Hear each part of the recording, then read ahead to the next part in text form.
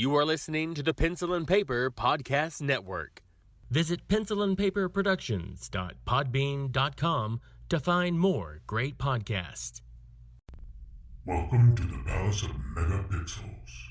This is Super Mega Crash Brothers Turbo!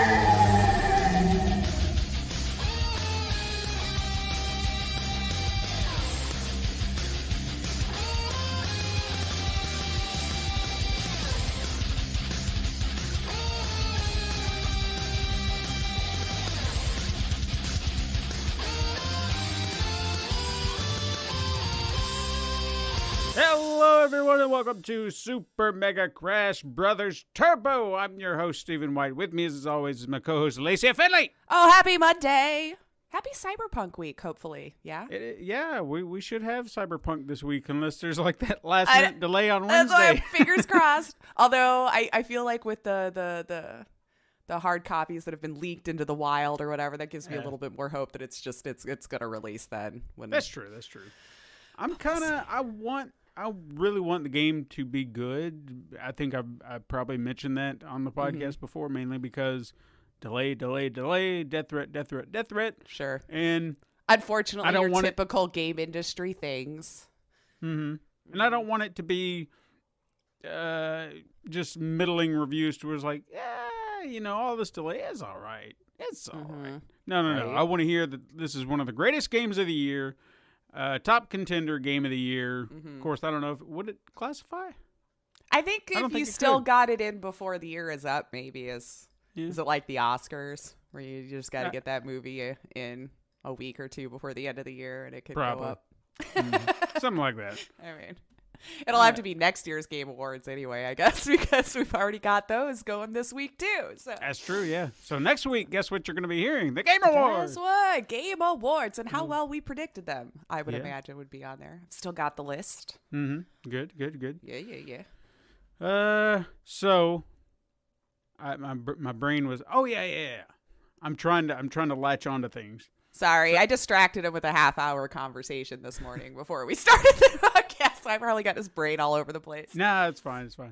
No, while we were talking about terrible people in the gaming industry, I don't know if you saw this or not. I thought it was hilarious. Jim Sterling did a video where he read a comment, but he did it with one of his characters. I guess I'm not as deep into his fandom. So if the character has a name, I don't know it. Is it the one with like the star on his face and the purple leotard type thing? This looks like a regal. You got the hair, the makeup, and I might not have seen that one. Okay. So like an autocrat or something like that. So he's reading this very uppity comment from someone who's like, "You people are not gamers." Oh, I know the voice. You don't know what real gaming is. Right. So pretty much whoever this prick was saying that if you play Mario, you're not a real gamer. You play The Sims, you're not a real gamer. You play Animal Crossing, you're not a real gamer. Yeah, I've heard this before. And all women... This was direct. We're the root cause of all of those games, don't you know? It's our fault. Yeah. Hey, all women, Pokemon is not a real game. I know way more men who play Pokemon than women. I know, right?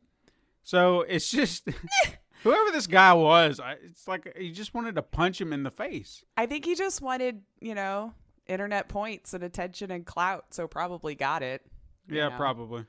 But it was just funny. Because I could hear that snarky, like as he's reading it, I was like, yeah, that's exactly who this guy is. This snotty little... So let me guess, only Call of Duty or Dark Souls. Or, those are real games. Oh, and I think it started off with, all you gamers who said you put 100 plus hours into a game, you're not real gamers. You got to put in 300 plus hours into a game. That's what real gamers do. But I've put those hours in, but you told me my games aren't real games, so... Yeah. So there's those always... are chump numbers, 300, if I'm being honest with you, sir. Why aren't you upping your numbers? I have well over 1,000 in my favorite game series. What's up? What's up? Have you played your games for 20 years, gamer? Just saying. Can you honestly say you've put in 20 years in a game series? I can. Can you? I'm sure whatever it is, there's a caveat that you're not a real gamer. I'm sure. Probably because I'm too old now. Yeah, probably. This person was probably like 15. It's like I have games that are like twice your age. Let's go. Yeah. Snot-nosed kid. It's probably some 50-year-old man trolling us for all I know. Just poking at whatever I can think of. And speaking of which, I mean, this is all on the same level too. I saw something similar where my wife, she likes to. I don't have. We've talked about this. Internet. I just want to avoid any of these message boards where people are going to piss and moan about things. Like the last time that I did, I don't know. I probably mentioned this to you off of this, but I remember directing someone to a horror movie that I personally liked from the 80s. I do remember us having this conversation, yeah. And they were like, oh, yeah, cool, I'll check that out. And then suddenly the next day, it's just like, well, I don't appreciate what this movie says about this and that. And I was just so dumbfounded by it because I was like, I have never in my life heard this. And now this guy's coming at me. And even the stars of the movie who still talk about it to this day have never once said anything like that. Like that was its intention or the ending of it. That was its purpose. And I was like, did I miss something? Am I wrong here? And it messed with my head. So I don't like to get on these boards. Right. Okay. Now, my wife, she likes to taunt the trolls. She lives in there, it seems like, just to stir up a fire. Stir the pot a little. And she posted something about Star Wars fans. Oh, no. The worst people. She's going to mess with that fan base? Right, and it was essentially pointing out the hypocrisy of... It was a very specific meme of pictures and characters. I think it was about Jake Lloyd, the kid who played Anakin Skywalker in the first movie, how he quit acting because he was bullied. Then you had the guy that played Jar Jar Binks, damn near killed himself because people were shitting on him. And then just all this Kelly Marie Tran, where she got a lot of hate for basically just being in the movie. Right. Because I don't even know what she did wrong. That one still blows my mind. Right. I don't know what she did wrong. But it was essentially just panels talking about each one of these things and pointing out, fans need to do better. Mm-hmm. And then, of course, you had these people coming out of the woodwork just be like, this is all lies. And I was like, it's lies? These are things that these actors have publicly come out and said happened to them. Mm-hmm. How is this lies? That one just blew my mind. Haven't you ever seen the Twitter threads where like people engage with the celebrities calling out something and then they still want to sit there and argue with said celebrity about it? It's like, I was there. Yeah. And you still want to argue with me? I'm telling you, I didn't call this person. I didn't do. Nope. Well, that was essentially it. Was just like there was even like in defending the actor who played Jar Jar Binks, Ahmed Best. There was this moment in the conversation was like, look, he publicly said, mentioned his story that he struggled and almost did this. Mm-hmm. And then the guy's response was like, well, Liam Neeson said blah, blah, blah about him. Is he wrong? Is that what we were talking about? That's what I was just so dumbfounded about. I was like, look, okay, he may have said that about the actor, about how he's a great person, but what the fuck does that have to do with what Ahmed Best said about his own personal problems in his own time? Well, it's usually when I find people It's because they honestly don't know any more about the conversation we're already having. So if they think if they pull at a thread that's kind of close, that they'll sound smart for having heard something else completely different. It's like, well, if you want to talk about Liam now, we can. That was a different topic, but yeah. You got any more to say about the conversation you were so passionate about two comments ago, or no? Mm-hmm. It was frustrating for me, and I wasn't even in it. Because I'm just hearing all this stupidity going, my God, feel it people. Through the screen. But speaking of the House of Mouse, I'm sure they're shaking in their boots right now because about that HBO Max deal. I'm telling you, man. I know. You called this. You called this stuff a long time ago. I mean, look. It gave me a little bit of faith when I saw that they said a year. Yeah, a year. So then it doesn't, for now, of course. I think it's to see the viability, not only because, look, we're still in COVID times. Yeah. Okay? And if you don't know what we're talking about, HBO Max is going to release all of their, or Warner Brothers is going to release all of their theatrical releases on HBO Max same day. So if you want to go see Tom and Jerry in theaters, or you were excited for it, but then you're like, I don't want to go to the theater. Hey, you don't have to worry about it as long as you got HBO Max. Boom. There you go. Mm-hmm. You can watch it at home. I'm excited for this because it is that idea of I want to stay home. But I do enjoy the theater experience. Mm-hmm. There's a toss-up here, okay? If I knew right now that if COVID wasn't even an issue and this was the options I was being given, okay? Say we're going to use Kong versus Godzilla because that's the one I'm waiting for, and that they even showed it, or they showed the title. That pissed me off. I want a trailer, damn it. Okay, we are 6 months away from this movie now. I want a trailer. In fact, I want proof. There's supposed to be a trailer rumored to release today, but I'm not holding my breath. Okay. We'll see.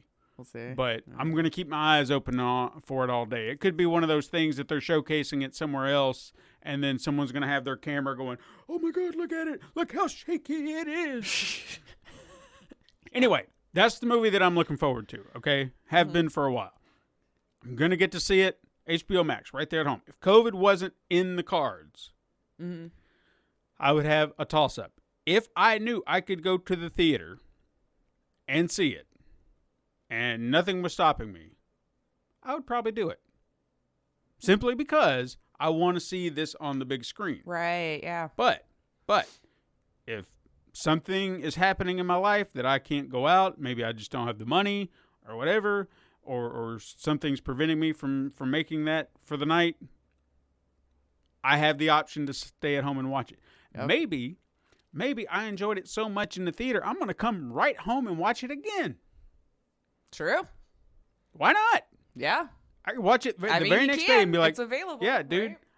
I watched this at the theater. God, I want to see it again. Boom. HBO Max. I watch it again. As soon as I get home. Or the next day or the day after. Whatever it is. I don't know. But I like it. And they only said it would be for a month. So if you want to watch that movie, you have it within a month time span to catch it. And then it's going to be removed. So it's not like it's permanent for now. Right. I'm sure it'll come back again over time. Right. But I think it's a smart move right now. Because we are living. A lot of theaters still aren't even open or not opening or. And I do understand. AMC is the one who's really pitching a fit right now. Like they seem to have been the most vocal out of all theater chains when it comes to all these moves, because Universal did something where they wanted to release theater and at home, but that was also and the theater was like it's us or just at home. Yeah, I can't remember. But they what still movie, cut but a deal. I do remember. Yeah, but they still cut a deal with them where it was like, well, we're going to do both.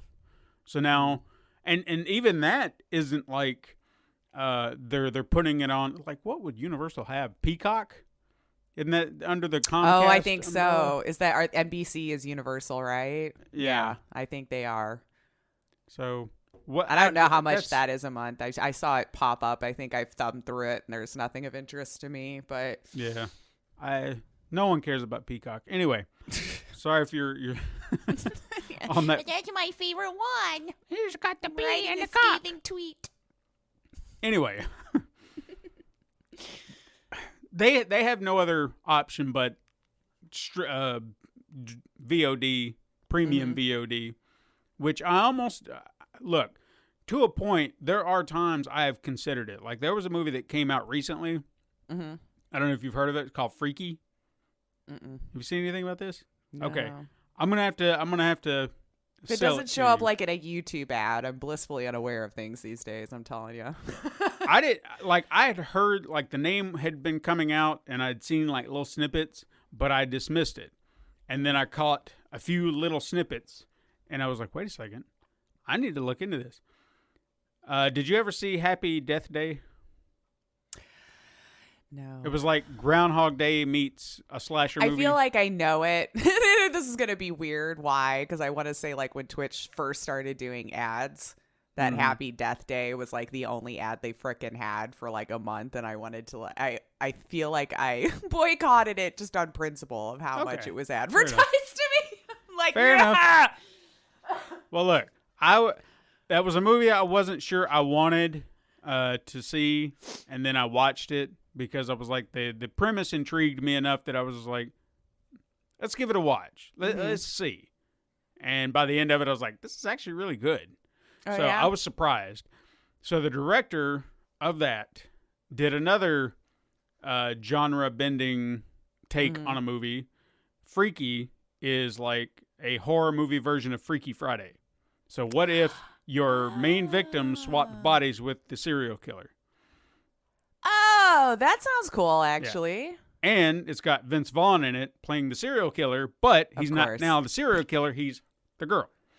So imagine Vince Vaughn being like, oh my God, or whatever. He's not really doing that, but you get the But just from the trailer, I'll send it to you later. It was just like, please do. I was watching it going, I kind of want to see this now. This actually looks like it'd be kind of fun. You know, 90 minutes of just insanity, but in the best possible way. So it's premium on demand. I thought about throwing the $20 at it because I want more of this stuff and I don't want to feel like I'm being cheap because I'm not going to the theater because I'm sitting at home, but this is no different. So why not throw the money at it to be like, look, I enjoy what you're doing. I support it. I would have went to the theater to see it, and here's the same equivalent of doing it. Yeah. Same thing. That's what I want people to kind of understand. Don't take it for granted. You know, we still have to support these creators. But shifting back focus to HBO Max, something tells me that I tried to look at the viability of this, and I can see where they could possibly lose money, but I also see where there could be money to be made. Hypothetically, say there is, I'm gonna reach out of my ass here. 10 million people who didn't want HBO Max to have, they just don't want it. Okay, have not subscribed, and then Godzilla vs. Kong is here, and all those same 10 million people are not really wanting to go out to the theater, so they plop down $15 for HBO Max just to get that movie, but then they're done with it. Okay, so they still have that 1 month, and all they were really doing was getting that one movie. Now, you do your math, that's what, 150 million ballpark? I'm sure. Guesstimating, okay, that was ticket sales. Boom, done for a weekend, maybe. Yeah. If I'm doing my math, highly estimated. You can all check me, you won't. Right. Out of the 10 million, half don't cancel their subscription. Which is very likely. Because they forgot about it. Or maybe they're enjoying what they're seeing. Right. They gained another $15 that month per 5 million. And you would have spent over 20 easy at the theater. Right. it sounds like they would lose money, but it feels like there is a profit to be made. It might end up being a wash too, because like I know the ticket sales goes towards the movie, and then it's, you know, all the, hopefully they'll get you on snacks and soda and stuff like that so that the theater can make money. So it could end up being about, like, they'll be okay. Oh yeah, I have no doubt. As far as those who are creating and spending the millions to get them filmed and all that kind of stuff. I don't see how they would have made this push if they didn't see the possibility of making more money. Like, if this is just like, we're going to lose money in 2021 anyway, so just screw it. We'll just do this, and then we'll take the hit. There's money to be made. Or it could have been the way to make up a little bit of the gap because they weren't getting any revenue with theaters being shut down. Yeah. And then at least this way they're still making something. There is money to be made, and they know it. Disney is too greedy, and I'm saying this because of the Mulan thing. Now, granted, I did shoot in favor of Mulan being the premium, pay your extra $30 even though it's coming, because it was like, all right, well, this is no different than going to the theater. But now that being said, seeing the situation that Warner Brothers put them in, that's off the table. Okay, so Disney has to make a decision because they have a bunch of movies sitting on their shelf too. Yep. Like, do you know how long it's been since I've had a Marvel movie in my life? How hard it's been that I don't have a Marvel movie? It's been over a year. Yeah. Aww. No content of Marvel at all. And you know what? Maybe that was for the best. Maybe that was for Absence the best. Makes the heart grow fonder. Exactly. Because I can't wait to have, like, I'm chomping at the bit. I want to see Black Widow right now. If I could. Take my money. I'm going to go watch it right now. Yeah. I'll take it. Like, WandaVision is coming. Oh, my God. I'm actually excited for that. And I'm not like a huge comic book anything. Yeah. But it looks like a really cool idea in the way that they've done it and everything. And I'm sure if you were a fan of all of this stuff beforehand, then hopefully you're even more excited. But coming from an outsider, I'm saying it looks like it'll be a lot of fun. Yeah. Oh, yeah, absolutely. And the thing that I was kind of hoping for, but I also understand why, there was a run, okay, and I personally didn't know what to expect, but there was a comic run, like a limited comic run, just called Vision, and the idea was Vision had a wife, had kids, and they all look like him, and you're just like, and it was like in this very suburban 1950s, you know, like wholesome goodness. So when you see the cover, they're all just sitting there waving and everything. They all look like him. And you're just like, what the hell is this? And I was intrigued. I was like, all right, let me dig into this and see what it is. Now, granted, I know this is not going to be utilizing that. There might be snippets because of what we've seen, but it won't be that. So no, I'm sure there's no concern for spoilers. But in the comic, it's just, you know, wholesome. I'm going to go to work for the Avengers. Okay, Dad, see you later. Kids are going to school, blah, blah, blah. But eventually something happens to where someone in the neighborhood gets suspicious or starts to mess around. And I think one of their, if I'm not mistaken, I'm trying to remember, one of their supervillains find them and goes to attack them.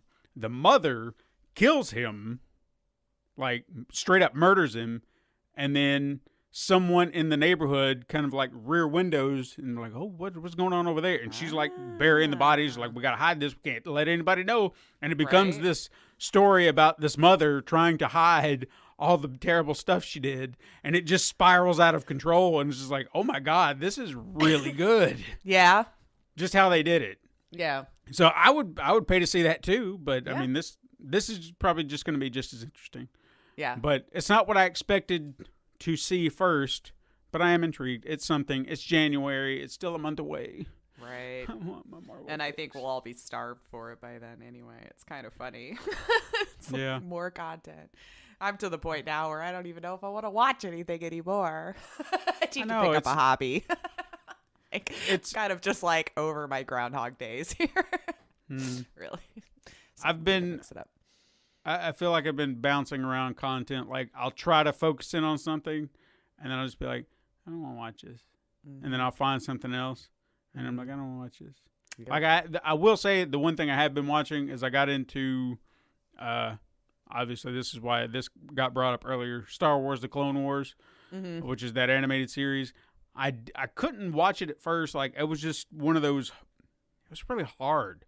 Like, the first season is such a hard watch. And I anybody who can watch it and says that it's great, good for you. I need some narrative substance. I need something other than pew, pew, pew, pew, pew, war, war, war, pew, pew, pew, pew, pew. Well, you're not a real Star Wars fan then. Hell with you. But that's all it seemed like. It was just like, okay, this Jedi and these soldiers are going to go to war. There's a war right here. And then the next episode, we're following this Jedi, and they're going to go pew, pew, pew on some other planet. And it was just scattered stories through the war. And I get what they were trying to do. It was like an anthology. Nothing had to really follow, but it just got so meh. Yeah. And it was hard for me to get through it. But some people were like, give it a minute. Give it a minute. And I was like, a whole season minute?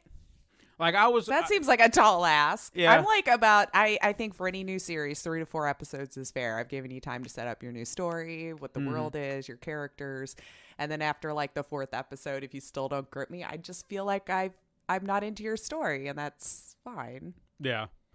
Well, the only reason I pushed through, and even if it was just like playing in the background so I could kind of catch what was going on, and then I'd follow all along if it was starting to catch my interest, is The Mandalorian. There like a lot of things happening there that were kind of connected back there. So I was like, I want to know a little bit more about these characters that they're introducing here. So let's see what they're doing over there. And eventually I saw myself like intrigued. Like, I was like, all right, this is getting good. This is getting good. All right, now the stories are getting good because you're actually building on stuff. And in fact, they do like these 3 to 5 episode arcs, which I appreciated. It wasn't just like, well, we got to smash it all into this. It was like they would end an episode and you were like, that was it? It was like, no, next episode. And then they just kind of pick up from where that left off. And then if they weren't done, all right, well, we're going to pick it up. So like I said, 3 to 5 episodes sometimes, they would stretch out a story, but in a good way. And I appreciated that. So once I started getting this character building and I start to get to know these characters, I got sucked in pretty good. And I think I'm maybe halfway into the 6th season, almost to the 7th. And then we'll see where that goes. Because I know that there's another series that's attached to that as well. So if I get... Oh, I feel like you'll never be at a lack of Star Wars content, especially as of late. And it did, shit. I guess I'll admit this too. I did plop down the money for Fallen Order. Did ya? But do you love it? But, well, I haven't played it yet. Oh, okay. But I will say this. It wasn't technically my money. Oh. Because I finally got access to my Sony account again. And I had points. And they're like, hey, you got points. Why don't you get yourself a gift card? And I was like, okay. All right, and then I racked up about $35 worth of gift card money and then just went, I'll buy that game now. Okay, how about you take these points now? Give me game. Perfect. Yeah. Hey. And now I've got it, and I didn't have to pay a dime, technically. There you go. Perfect. So like just your time and points, whatever those equal up to. I don't even know. What have you been playing? Oh, I'm a terrible gamer these last few weeks, I tell you. I'm still checking in on my Fallout shelter. They're doing pretty good. It's actually to the point now where you said, hey, remember you can just send them out. It doesn't have to be a quest. Like, I got some of them because, I was saying, I'm like, I got all these people that are like high level on their full special and I don't know what to do with them. So I'll send them out into the wasteland now with like 10 stim packs, I feel like that's fine. Well, there's one, like, now I'm just on a mission to see how long he'll go. Because it's been 2 days now. He's not used a stim pack yet. And I'm like, well, I'm just going to let you go, and just for science. Eventually he'll come back. Because on their own? It'd just be like, look, I got to come back because I can't hold anything else. Oh, okay. Well, I'll see how long it is for this guy. I sent him out with a bird pet. I'm almost positive the birds come back. Supposedly made him happier, I think, or something like that. And then I was just like, well, there you go. You got a friend that could talk to you. But I checked on him. It was like a day and a half in, just clicked to see no stim packs or med packs or anything were used. And I'm like, well, for science, let's just see how long you're out there, buddy. Yeah, let him go. The other guy died like quickly. I was like, wow, all right. They didn't set you up well at all, huh? But He'll come back at like level 50 and stuff. It'd be like the beefiest one you got. You know what? I'm actually trying to get some of them up there now because, like I said, my last few quests that are up there are like 46 and up. And I've got like one character who's 48, and then the rest are like high 30s, low 40s. So I started taking those that were close and throwing them out there and seeing if I can get those last couple of quests done. Or I don't know if this game wraps up or how it does because I've never stuck with it that long. But I've got like a couple that are in the 40s and then those daily things. So see if I can get through all that. And putzed around on Slay the Spire a little bit more. Putzed around. See, I never really committed to anything this week. Yeah, that's fine. I just didn't commit. Like there was just like certain things that caught my time. Oh, and I did start Surviving Mars, even though it's not a brand new game. I think it's been out a while. And then I put it down after like an hour and a half because I started to feel stupid because there was just one thing where it's like, you have a transport unit on Mars and you could set their path, tell them to go over here and collect, and then tell them where to unload it. And I would keep doing that, and the damn thing would just keep idling and not collecting anything. And like after a while, I start looking it up. Like there's got to be a problem here. I can't be this dumb. Like there's no hint system even going like, hey, it's been a minute. Do you need more help? Nothing. And I'm like trying to read in Steam forums, and I'm reading on Reddit, and a lot of people were having the same issue. So I'm like, is it a bug? But this was from like 2 years ago. I'm like, that would have had to have been addressed by now, right? So my hubs gets off work, and I'm like, he used to get into this game a lot. I'm like, I need you a minute. I need you to come in here and show me what I am doing wrong. And apparently he said, well, you don't have any mineral deposits around here.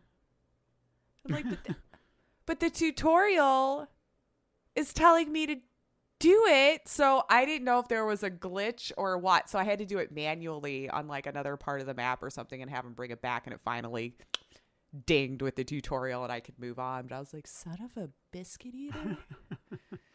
Been sitting here for like an hour, man. But yeah, I think that's pretty much all I really got into. I'm like craving that next game to like really keep my interest and that I'm excited for. I want to say Cyberpunk will be it. But I don't know. It's been a while since I've seen one where I'm just like, oh God, like that's all I think about. I can't wait to get off work so I can play or do all this kind of stuff. It's been a little bit since one's caught my interest. So yeah, in that way, but we'll see. What about you? Hopefully you've gotten more gaming in this week than I did. Well, I will say mine weren't real games though, as we know. So I will say I have played a lot this week, but I can't talk about it right now. Okay. I'll talk about it later. Got it. So we're going to have a fun time. But I did play Ghost of Tsushima because, you know, obviously. I've been having some issues with my PlayStation, which, oh, no. It's starting to worry Did they, like, me. force an update to screw all of our PS4s up? It almost seems like that. It almost seems like that. You know we can't find a PS5, man. Just give us a minute. Yeah, it's not my fault. But no, the last, like, 2 of the last 3 or 4 times that I have uploaded the game within the last 2 weeks or a week or two, I don't know. I keep getting the message that my database has been corrupted and I have to restart the PlayStation. And I'm like, what happened? Right. Like, I just turn it on and then a message pops up. I'm like, I don't know what happened. So then it restarts and then it it's almost like it re-uploaded everything. Because I started getting these messages. This is installed. This is installed. This is installed. I'm like, what happened? So I just got so confused. And then it did it again yesterday. And I'm like, oh, my God, what is going on? So I started looking up to see if I could figure out what could be the issue. Some say if your hard drive is filled to capacity, it could be that. So I went through and I was like, all right, what's a big game I'm not going to play anytime soon? Delete. Just cleaning up my hard drive. Maybe it'll help. I don't know. Right. But it was just, I don't know. But it did seem like that. Like, they're just like, oh, I saw you played the PlayStation 5. Why don't you have one? Why don't you have one, What's up with that, man? Yeah. You know, all these games can now be played over there, too. Yeah. Hopefully. Why are you not playing it?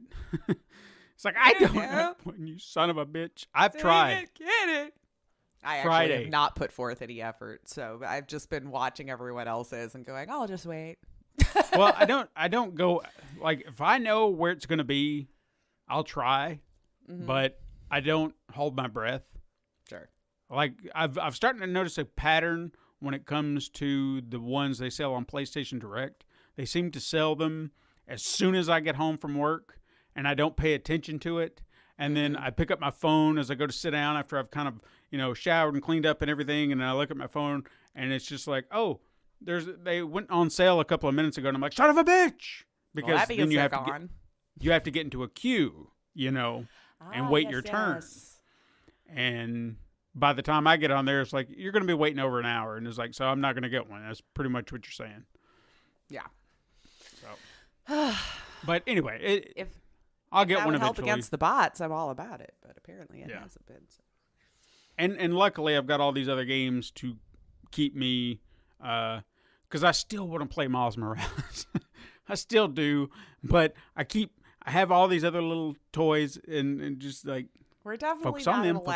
Focus on them. For sure. And you'll get to Miles Morales. But yeah, Ghost of Tsushima, I'm close to finishing it, and then after that, I don't know yet. I haven't decided. I guess I'll go Fallen Order, probably, maybe, unless something changes. I don't know. We'll see. I think I might have to steal the Switch and put it in the bedroom now because we got the TV in there again, and that way I can play some more No More Heroes. Yes. Because I'm still sitting there. I'm probably totally going to forget how I even dodged that one boss at this point, because the one I said I was stuck on, because she has this one last move, so I'm probably going to have to basically start it over to remind myself how the controls work. Because it was I played long enough where I was just figuring out the controls, and I was like, all right, I don't need to look it up anymore. And then it's been 3 weeks. I've probably forgotten. There is, if I'm not mistaken, there are spots around the city that are I guess easy money would be the best way to do it. But yeah, it's like you face off with a bunch of goons and stuff like that, so you can get some money out of it. But that'd be good practice. Just go out there, fight the guys, and see what happens. Right. See where I'm at when I load it in. If I'm stuck right in that boss again, or if it does it beforehand, right before you hit accept to go in. I don't know where it's going to save. It'll be a mystery. You standing there I feel like I know this place. But it's been a while. All right. Give us some news. Yeah, we got a lot to talk about this week. It's been a lot of shifting around this week. So one of the first big ones, which I'm sure you have seen, is I guess congratulations is in order for Naughty Dog's own Neil Druckmann, who was promoted to co-president of the studio this week. He has served as vice president for the last 3 years that he's been with them. And the new vice presidents are now Allison Mori and Christian Jerling. Allison has served previously as director of operations, and Christian was the co-director of programming for Naughty Dog both before their promotion. So at least they're all getting promoted from within the company. So big grats to those. I mean, I hope this means good things moving forward. I didn't, find anything that seemed out of whack there. So congratulations, Neil. We'll see if this takes you guys to bigger and better heights. I don't know. I mean, I haven't had a trouble with that company for a while anyway. So congratulations to you. But EA and BioWare had a little bit of a week themselves as far as some shifting around. They had a blog post this week that they're shifting some positions within their own company. But instead of promotions, we have departures going on here. So, or I should say retirements. This is how some of them were phrased at this point. So on the infamous Dragon Age Day, December 4th, we had messages from Casey Hudson, who was the studio GM for the last 3 years. After returning to the studio, he's actually one of the OG people with the studio as far as Dragon Age and stuff, left for a while, came back, and is now leaving again, it seems. He explained, quote, wanting to try something different. I'm not sure exactly what it is yet, but I know that I want to start by rediscovering my creative passion through more personal work. Fair enough. Okay. All right. Mark Dara, though, is also departing from the company. Mark Darrow was the executive producer for Dragon Age, also announced their departure on December 3rd, after having been with BioWare for the last 23 years. He passed along his well wishes to Christian Daly, who is now taking over the position. So best wishes to Christian. Sounds like they're moving a lot around. Mark Darrow passed along that BioWare is in good hands and is excited to see what Christian Daly does with the position. And Mark also wanted to reassure us that Matthew Goldman remains the creative director on the game, so no switching of the guard there, as that has been on Dragon Age since Origins. So, you got these big people who have been with these franchises for a really long time. With these games being in development, it's kind of a confusing little move here that it would be like right in the middle of like what Dragon Age, and they just announced a new Mass Effect. So that gives me a little bit of hope, I guess, for the new Dragon Age, that they've got the same creative director staying on. Perhaps. I don't know how to feel about it yet. But Christian Daly, who will be taking over the position, also gave his message from the team that is excited to move forward as the executive producer role. While we then heard from EA's Laura Meal, who is the chief studios officer, who starts with, she just put it out there. We strive for all of our people to want to try and do bigger and greater things. And sometimes that just means it leads them to other pastures, in so many words. And by then announced that EA is still looking for the new GM. And tells us they're already talking to some great people. So as of right now, there's nobody filling that role. So it's a waiting game, I guess, to see what this means for Dragon Age and Mass Effect games that were just going on. So time will tell. I mean, it seems weird. Yeah. That it would be right in the middle of these big developments, but I don't know enough about the studio to know what's going on. I just wish them well. Hope their next bit. And then another little bit of moving around, we saw that John Garvin, who was the writer and director of Days Gone and Siphon Filter, along with Jeff Ross, who was the Days Gone game director, they're both leaving Bend Studio.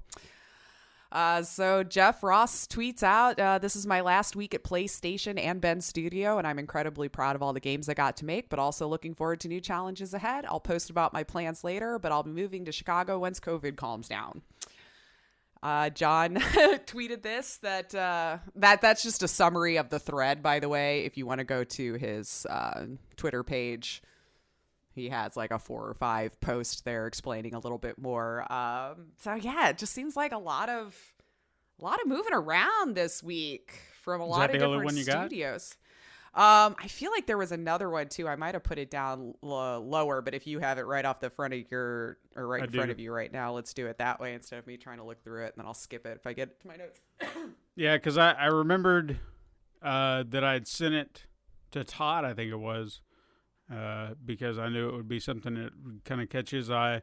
The creator of Silent Hill, Kichiro Toyama, left Sony along with, let me find their names, Kazunobu Sato and Junya Akura. They were the producer of The Last Guardian and the lead designer of Gravity Rush, respectively. They are forming Bokeh Game Studios. Okay. But they left PlayStation. As far as I know, no hard feelings. Wow, that's 2 then, huh? Moving along, doing their own thing. I feel like that's the story we've heard most all summer, because I feel like we've heard a lot of shifting of the guard this whole year in a lot of different studios or something like that. And it was always just... Yeah. I don't know if that's just your canned professional response, or, when you don't want to get into the real reason why. Or it could just be on good terms and they're creatively... feel like they really need to be working on something new to really, stretch those creative juices, I guess. I don't know. Let's see. Cyberpunk. We're all excited. It's finally going to happen. But Cyberpunk CD Projekt Red has a little note for those of you who might have gotten your Cyberpunk copies early. Do not stream this game. Do not. We're getting closer and closer, they're telling us, to the launch, and chances of some of you will get your hands on it early, they say. However difficult this might be for us to achieve, our ambition is for gamers across the world to have a spoiler-free experience. They go on to say, we kindly ask you to not stream a Let's Play or any release similar content before December 9th, 12 p.m. CET. They will send Max Tech after you, you know, the guys who take down videos. So they're being serious about it this time. If you're streaming it at all before that date, look at the time zone, because whatever 12 p.m. CET means for you, just don't do it. Just don't do it. Sounds like they're going to start taking some strikes and getting it all taken down. So abide by those rules. Remember, we're still in game devs' good graces here. Let's not ruin it. You know, don't force their hand to use to take them all down. So just don't do it. Be a decent content creator and wait till the time that they're asking you to do it. Looks like they're not messing around. They've been trying to keep this under as best they can, spoiler free. They're not even going to announce DLC until after it to try to do their best to keep it a spoiler free experience. So don't be part of the problem. Anyway, that's the major news this week. Lots of big news. Got lots of little quick hits though. A lot of little quick hits that I think you and I, we're never at a loss of conversation. Let's see. John Wick Hex game designer Mike Bithell and John Wick film director Chad Stahelski, I'm sure I nailed that, and two of the film's producers discuss working together to adapt the John Wick movies into a more successful video strategy game. We don't really have a whole lot more info on that right now, but you got these two coming together. This could be a good thing. I really liked John Wick Hex. It's definitely a different type of game. It's not your action beat 'em up kind of thing, you know. But when you marry those two together, it could be an interesting game we've got on our hands. So let's see. Right. Moving forward with that John Wick Keanu love this year. I tell you what, sure. Keanu's taken over the world. He's the perfect person to cast in anything. He never ages. You can pick up wherever in his lifetime for reshoots. It'll be fine. On a more serious note, though, we did have one Twitch streamer this week had a bad time. Thankfully, they're okay. But this Twitch streamer goes by Jay Kirky, ended up having their stream interrupted by a home invasion while he was live. Okay. While streaming Resident Evil Resistance, he heard some banging noises. This continued long enough that Jay decided to get up, check out what the noise was. Now, I did watch the clip. In the clip, you can hear, as soon as he gets up, goes out of the room, you can hear glass smashing. You hear people yelling. This goes on for a few. Then Jay comes back to the stream to explain what happened, which felt a little weird to me. I feel like you would just be like, guys, got to go, shut it down. But this goes on. He saw someone in a ski mask, he says, armed with a machete that smashed out his window. Jay said he tried to run outside and was stopped by two more assailants. Then apparently the robber had a light bulb moment when they realized they were at the wrong house. So apparently this was completely meant for somebody else. He says he was held at gunpoint and told not to say anything about what just happened. So I'm thankful he's okay.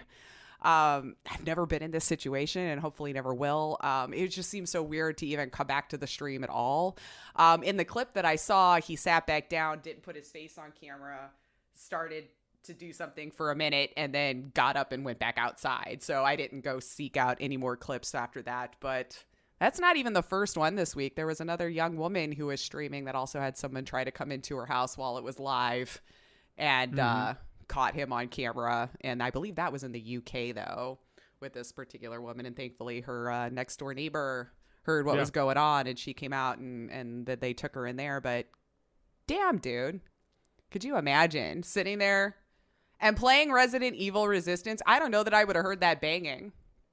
Because as I'm watching this clip and all the noises and stuff that's going on in that game, I'm just glad he's okay. So I don't even know how you become more comfortable with that. We've discussed this, I know, before. Let the authorities know what you do. I know this isn't a swatting situation, but all of this stuff could possibly be used to help save you later on. That's scary as hell. Let's see. I know we tend to avoid Fortnite news, but this was worthy of it. I have to say, but I know our listeners don't really come here for Fortnite news either. But this was worth mentioning. So Fortnite. Yes. So this Fortnite had another one of its infamous events.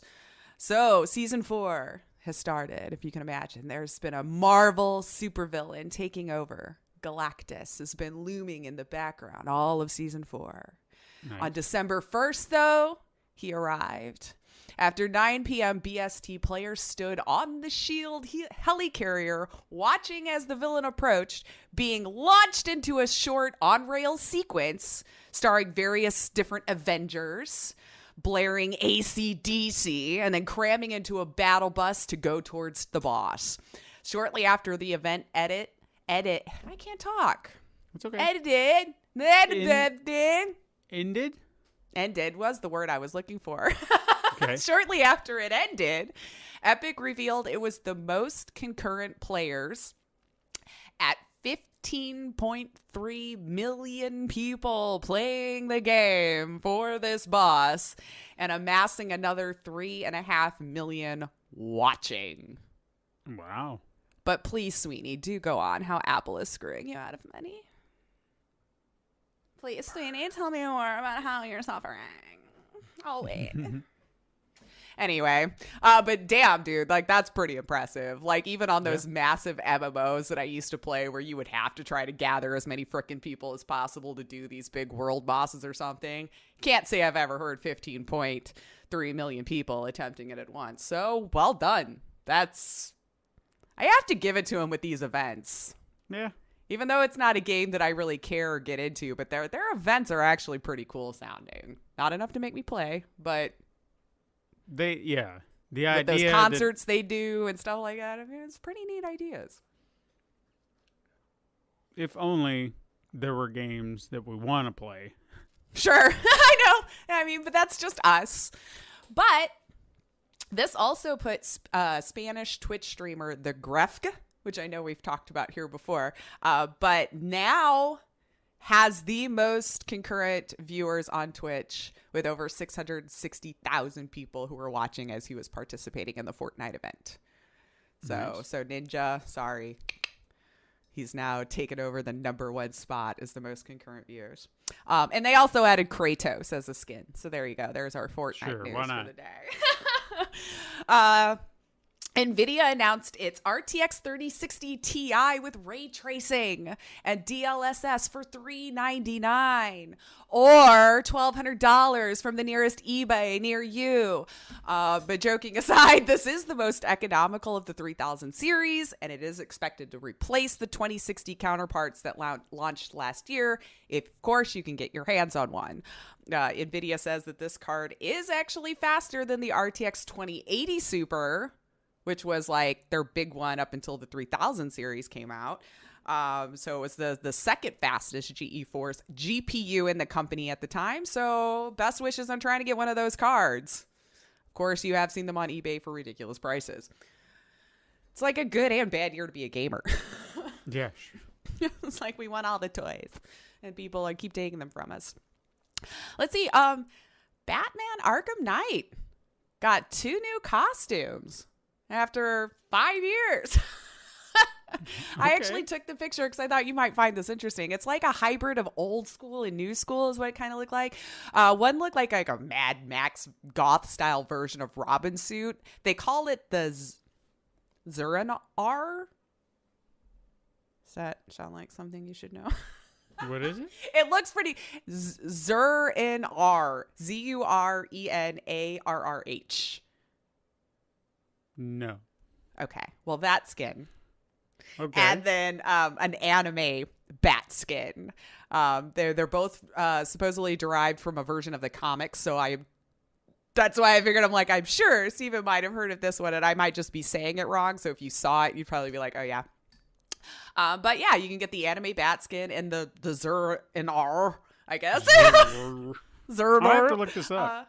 Yeah, they look pretty cool. So yeah, just a free update for you randomly 5 years after the game released. Let's see. Oscar Isaac was announced to play Solid Snake in the Metal Gear Solid movie. Had to look him up because I'll be honest, I've heard the name, but I still not really familiar with his face. But he does like a voiceover work in animation and stuff like that. So it's probably why I'm not as familiar with his face. But GG for those excited of the Metal Gear Solid movie. We've got our Solid Snake. Mm-hmm. And let's see, the Japan Super Nintendo World theme park gets an official opening date, February 4th, 2021. It actually looked really cool. I don't know if you saw any of the pictures from some of it, but it's at Universal Studios in Japan.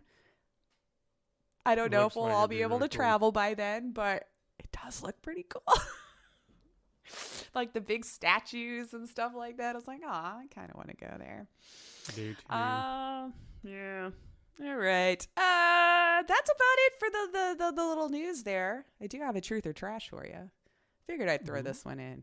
Give it a shot and see, because we got a couple other little tidbits here, but because we talked about this before a lot, actually. So this may or may not be confirming or beating a dead horse, but this time the rumor comes from a supposed industry insider.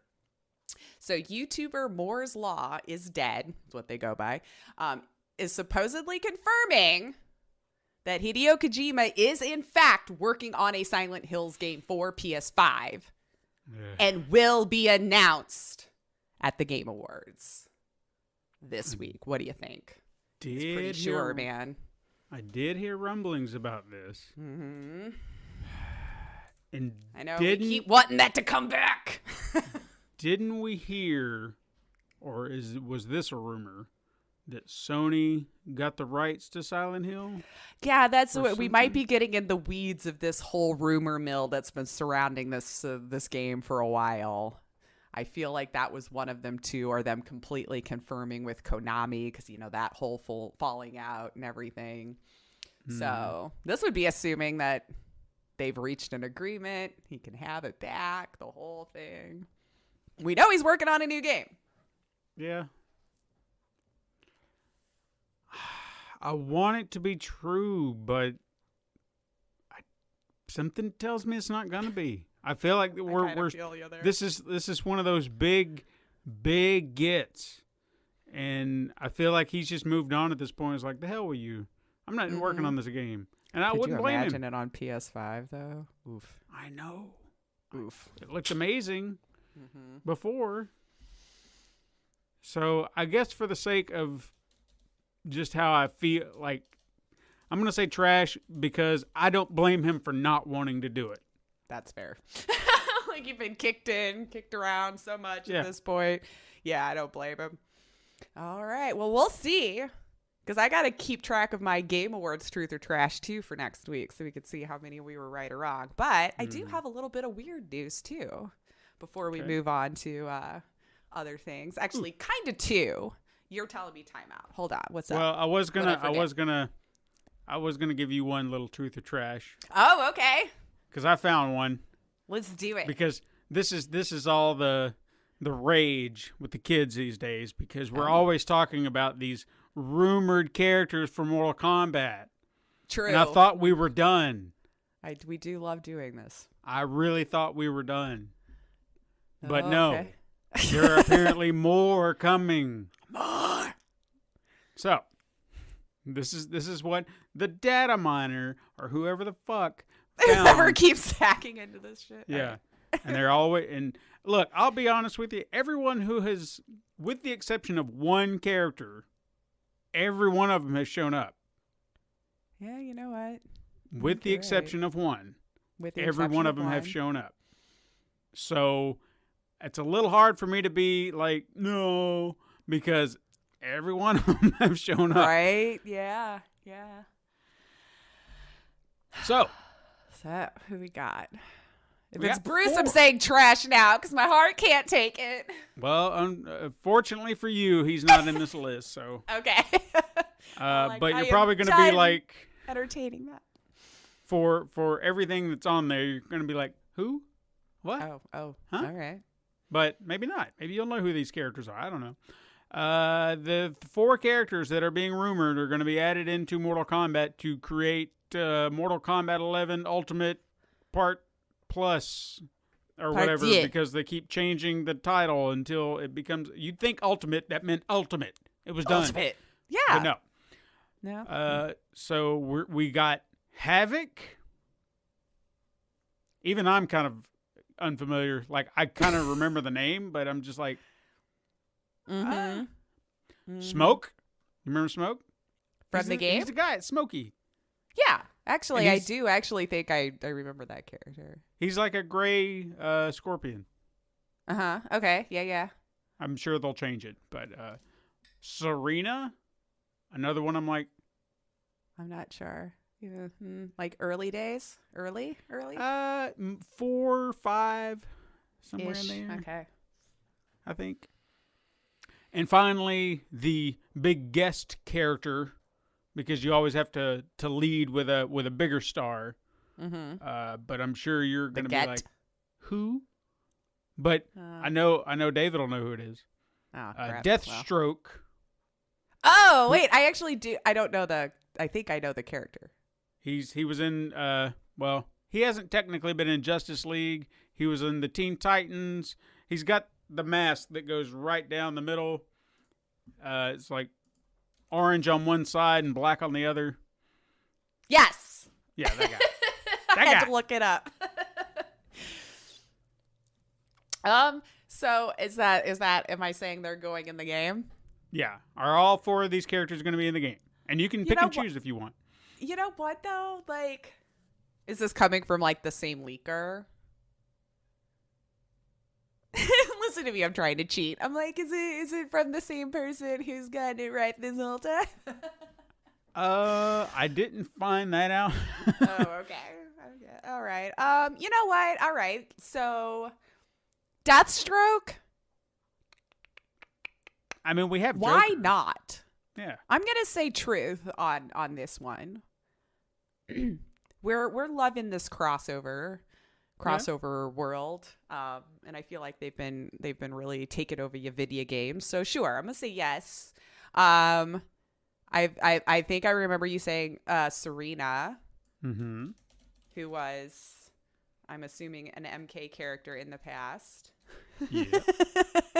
This is why I like giving you the truth or trash from Mortal Kombat, because I'm like, he understands him. I'm gonna say truth because she looks really cool, because I just looked her up. And I can't see why you would eliminate her from the game. Actually, that's a really cool looking outfit. Look at me. I wish I could remember who she is. I don't know her feel in the like game. she was I'm an just staring at her assassin. character now. Yeah. But yeah, it's got like the cool gray streak in her hair. Yeah. Totally. Yeah. Okay. Yeah. There we go. So sure, yeah, let's put her back in. I'm all for more strong women roles, kicking ass in games. And I forgot the other one you said. I can't remember what was the other one. You said 3 characters, and I forgot. Smoke. Havoc. Oh, why not? I'm gonna say truth for him too. He looks cool. Okay. Yeah, let's put them all in. Put them all all in. Yeah, why not? Let's do that. I think that's Good. cool. Okay. Good. Yeah, truth across the board. Woo. All right. So we got a couple of little weird news. Yeah, I have 2. Okay. All right. So one, thanks to Steven here, we had a bit of weird news. He caught this one this week. Seems one woman had a change of heart to her husband's PS5 purchase after a little white lie that the hubs may have told in order to try and keep said console. Apparently, this husband has had a little bit of a gaming addiction in the past, or for a few years now, and it kind of got on her last nerves. So the husband purchased this console, and he thought of the perfect plan for him to keep the console from his wife, you see. Let's tell her it's an air purifier. How could this go wrong? Right? Yeah. Right? Well, it did. Apparently, it turns out women can tell the difference between a PS5 and an air filter. He finds out later on.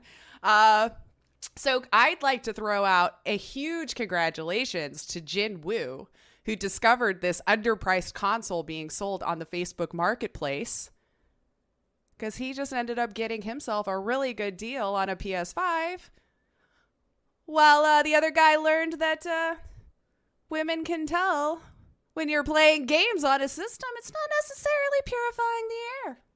I don't know. It's one of those fancy consoles, that does it all. Sure. Purifies the air. Plays Miles Morales, What the faster I swing, honey, the better the air is. I mean, Sorry. she'd have to be a ditz. An absolute ditz. And he must have thought she was an absolute ditz to think right? that she wouldn't know it wasn't an air purifier, especially when he's sitting there playing a video game with it sitting there. And I don't know if you have played games in the past. She's probably seen other consoles. You'd think. Well, sorry, buddy. Your little white lie didn't work. But again, congratulations, Jinwoo, because you're probably the only one of us who's managed to get an underpriced PS5. So, I mean, really, the big congratulations goes to them. But there was another one that I found that passed us by. Kind of weird, I guess, or just an interesting thing. We've seen other companies trying to break into this console thing, right? Like KFC was all bragging they were going to have a console. We come to find out that was debunked. It was just a marketing ploy. It's just a marketing ploy. We were never going to have a console. But I've got maybe the coolest console ever right here to talk to you about, man. I'm going to talk to you about the Bud Light 6. Oh, yeah. The world's first ever self-cooling six-pack that also plays video games. It's half koozie, half console, half projector. I don't know how the math works on that, but this is their exact words. Yeah, we didn't think it would work either, they say. But guess what? It looks exactly like a six-pack. As we have mentioned, it has like the little cups on the top there to keep your beer inside there. As they said, it's a cold beer's best friend. It's got semi-high-tech self-cooling stuff, they say. Beer nerds unite. This is totally for you. It also has a projector on the side. It's just like a portable party. Got your beer, you got your games, you got a projector. They wanted it to travel with you, of course. So go ahead, play on the BL6 on a wall, a screen, a tent, wherever you would like to project the games inside, outside, wherever you want. And then let's see, 6 hand-picked games for you to play, exclusively repurposed for the Bud Light 6 experience. You want to battle? You want to play some Tekken 7 with your buddies in a Bud Light koozie? Soul Calibur. Little Soul Calibur. Maybe a little RBI 20 baseball, play around with some friends. I mean, that sounds like a Bud Light day, right? Maybe a little Broforce. Or their very own Six Puck, which is their twist on the table hockey. This is terrible. What? This was actually up for auction. I'll have to send you the link so you can see what it looks like. It actually looks kind of cool.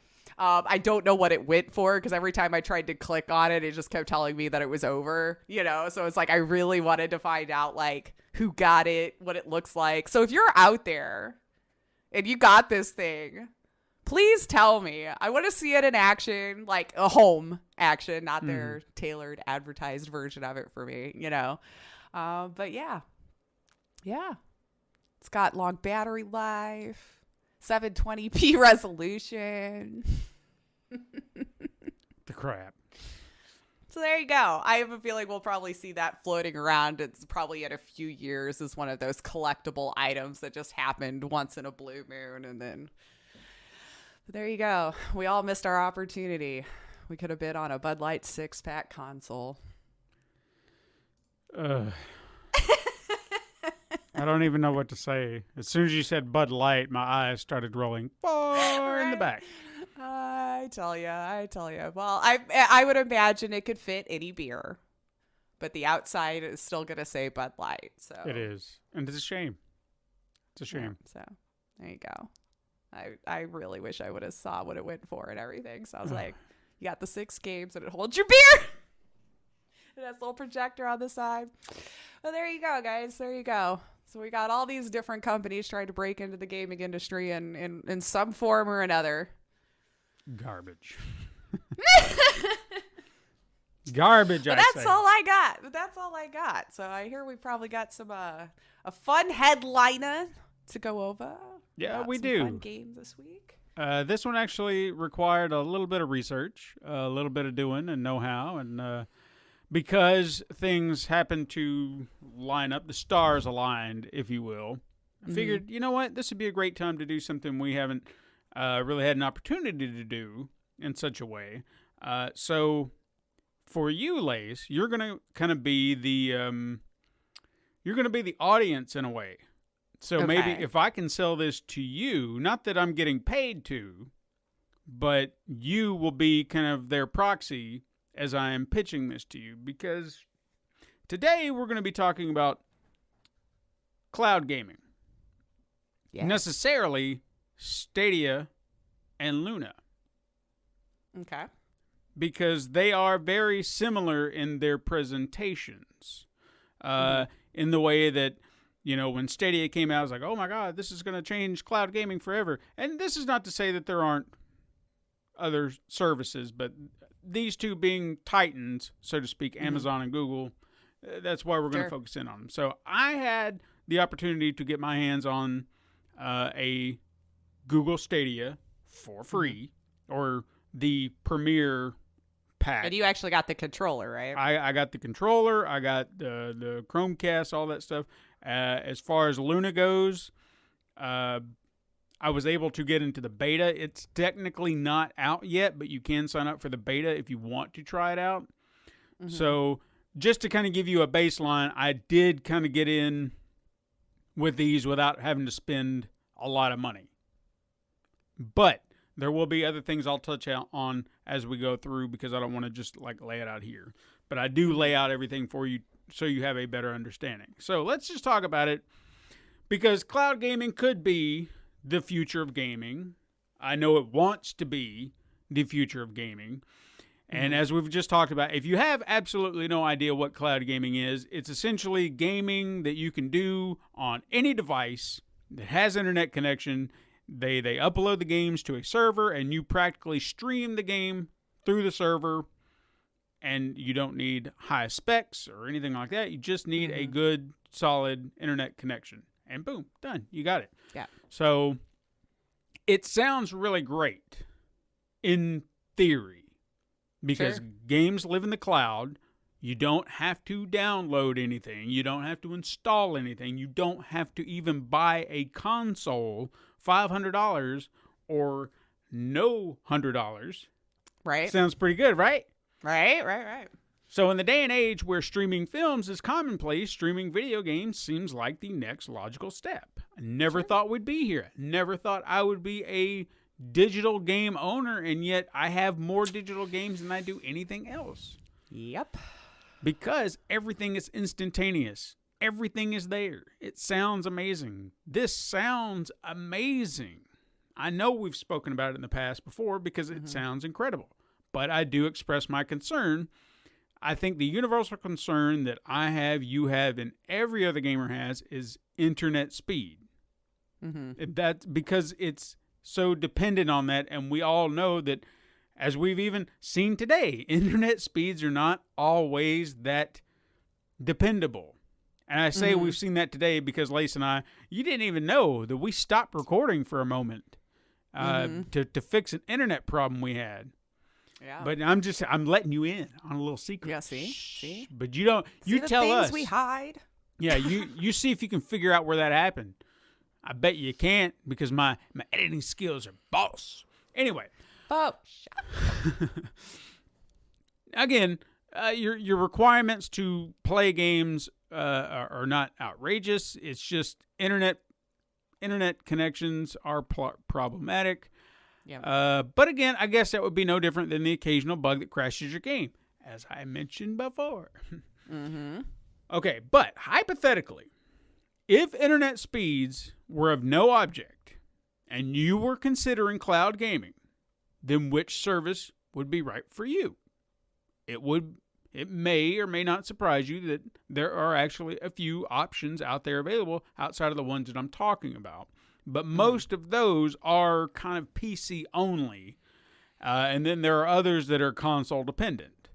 So like Xbox Game Pass, which teeters the line, but it's still PC, Xbox, PlayStation now.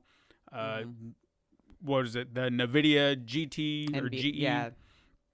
where they used your, I think that one uses your existing games already, but then you play it through a cloud on any device. But yes, that exists. The GeForce Now, actually, I think is what it's called. And then obviously Steam. But even that is, you're purchasing. That you still download. Yeah. Right. So I'd imagine you've got those 3 that like 100% from the cloud. Sure. I'm sure there's more. Now, again, the 2 we're looking at today, I think, are attempting to change the video game market, with one already kind of a year into its life cycle. And like I said, Luna's still kind of in beta. So we're going to be looking at these 2 and what they are attempting to offer gamers. Because Stadia and Luna really do exist simultaneously and have a different business model than you might believe. And it really wasn't something I had thought about until I really started digging in. So I never had a desire to seek these out, mainly because internet speeds were not a thing. But now, despite today, my internet speeds are usually very dependable and they're fast, and I feel like, okay, let's see. And I'll like to try different things now because it doesn't feel like a burden to attempt. But I still didn't want to spend money on it. So as I mentioned, during Stadia's release, I didn't want to do that, but then an opportunity arose where I found out that as a YouTube Premium subscriber that I had access, for whatever reason, they were giving away the Premier Edition. I guess that's all they called it. It's a controller. Where you got like the whole thing, the controller. Yeah. Controller and the Chromecast Ultra. So I thought, why not? Free. Yeah. You're the audience for it now. Yeah. Let's see. And then I got, I think it was 3 months of Stadia for free to go and to try it out. And I'm like, all right, cool. You want to give this away? Sure. So let's try it out. Yeah. If Google can do this, thank you. Right. But I also feel like you're giving away a lot, but that's just from where I'm sitting. But we'll see. We'll see. Then the offer to join Amazon Luna. I don't know why I said Luda. I think I was trying to say Luna and Beta together, and it became Luta. Anyway. That's how words are made. The beta of Amazon Luna kind of crossed my desk, and there's like, sign up. I'm like, yeah, what the hell, sure. Why not? You know, if I can get in, I can talk about it. I got in, so I'll talk about it. There was a lot to that I'm a little bit iffy about, because I don't feel like if you're going to sign people up for beta, they should have given you some time to do that, because I know that I didn't feel like they gave enough time to really fill out a beta. You know what I'm saying? A week is not enough time. Oh, that's the only length of time for the beta, was 1 week. For the beta, for free. After that, you have to pay their subscription costs. I'm like, yeah, but you're still in beta. Interesting. Yeah. So it felt like a bit of a, I don't know. I didn't care for it. I feel like a month, at least. At least for a beta. Yeah. Anyway, but both services are readily available. I thought I would compare the two and present to you what I found, giving you opinion based on that finding, and then you can decide whether it's right for you. Now, again, like I said, you can kind of serve as a proxy. You're not going to be for everybody, because I'm sure there's other people out there who are going to disagree with anything you might think. You may have a different flavor that you prefer versus what they do. But in essence, people just, I'll give mine, she'll give hers. Maybe we'll come to some common ground. Maybe you like it, maybe you don't. Doesn't matter. You do you. I'm just talking about it. So, first things first, let's talk stats. What do you need to get started with both? Both require minimum internet speeds of at least 10 megabytes per second. Very, very minimal, if you think about it. Not everyone will that get is minimal, although I would argue that's true. Yeah. Very minimal. If I still had the internet speeds I had prior to now, I couldn't have done this, because I didn't even have 10. So, yeah, I only had 6. That's terrible. That's god awful. Terrible. But anyway, minimum of 10. This will at least get you decent gameplay with a resolution of at least 720p. So bare bones minimum that you want. If you want that 4K action, you have to have at least 35 megabytes per second. So again, the difference there, even for 4K, still not bad. Yeah. And they didn't say you needed 1 gig fiber or anything like that. They're just like 35 megabytes per second, get you 4K. Okay, cool. Right. So if you have those boxes checked, now you need to look in what you need to play. If you are a pro PC gamer, like you, gotcha, you may be good with a mouse and a keyboard, which should already be readily available to you. Right. It's just something you can play with. Here we are. But controllers are options, as we mentioned. Most wireless controllers that you can connect to your PC or your current console with a USB cable or even a Bluetooth connection can be used. Alternatively, both services do offer their own signature controller for you to use if you're willing to put the money down, but more on that in a minute. Okay. All right. Now, maybe you want to sit in front of your TV instead of your computer.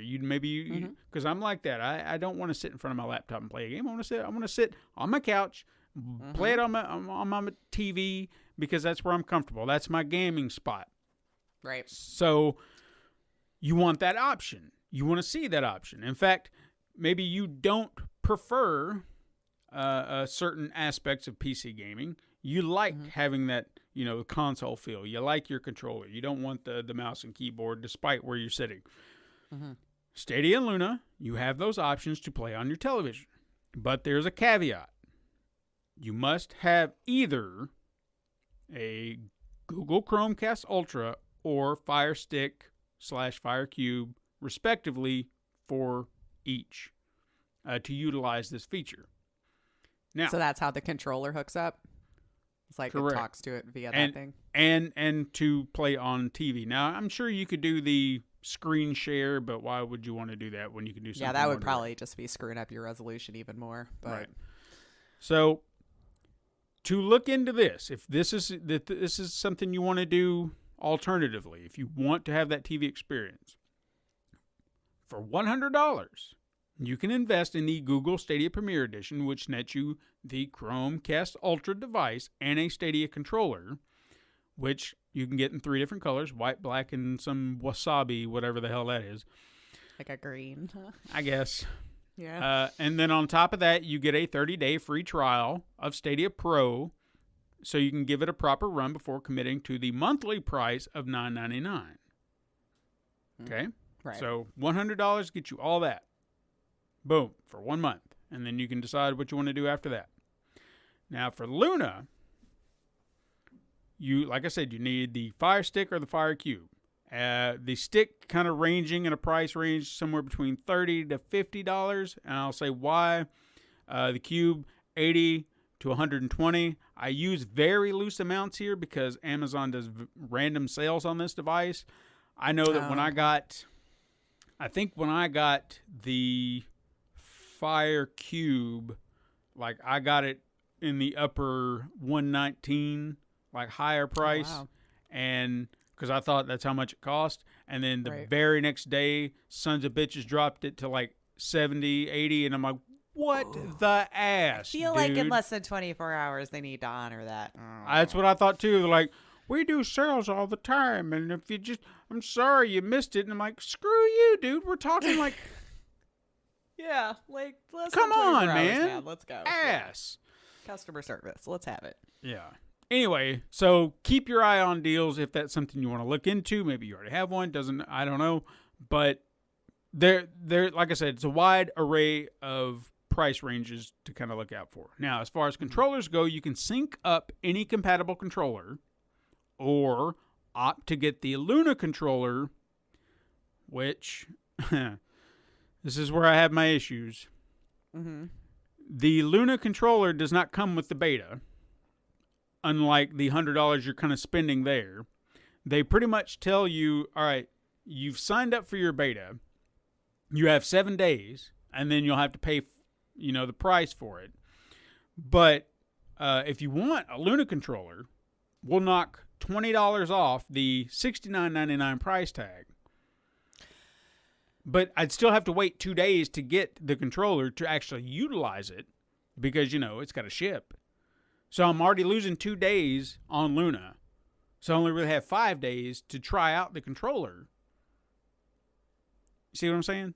Yeah, but why is there okay, so this is where it might have lost me. So what's the price of the Luna per month? If you said they'll take $20 off if you want the controller. That's where I got lost. No, $20 off the controller.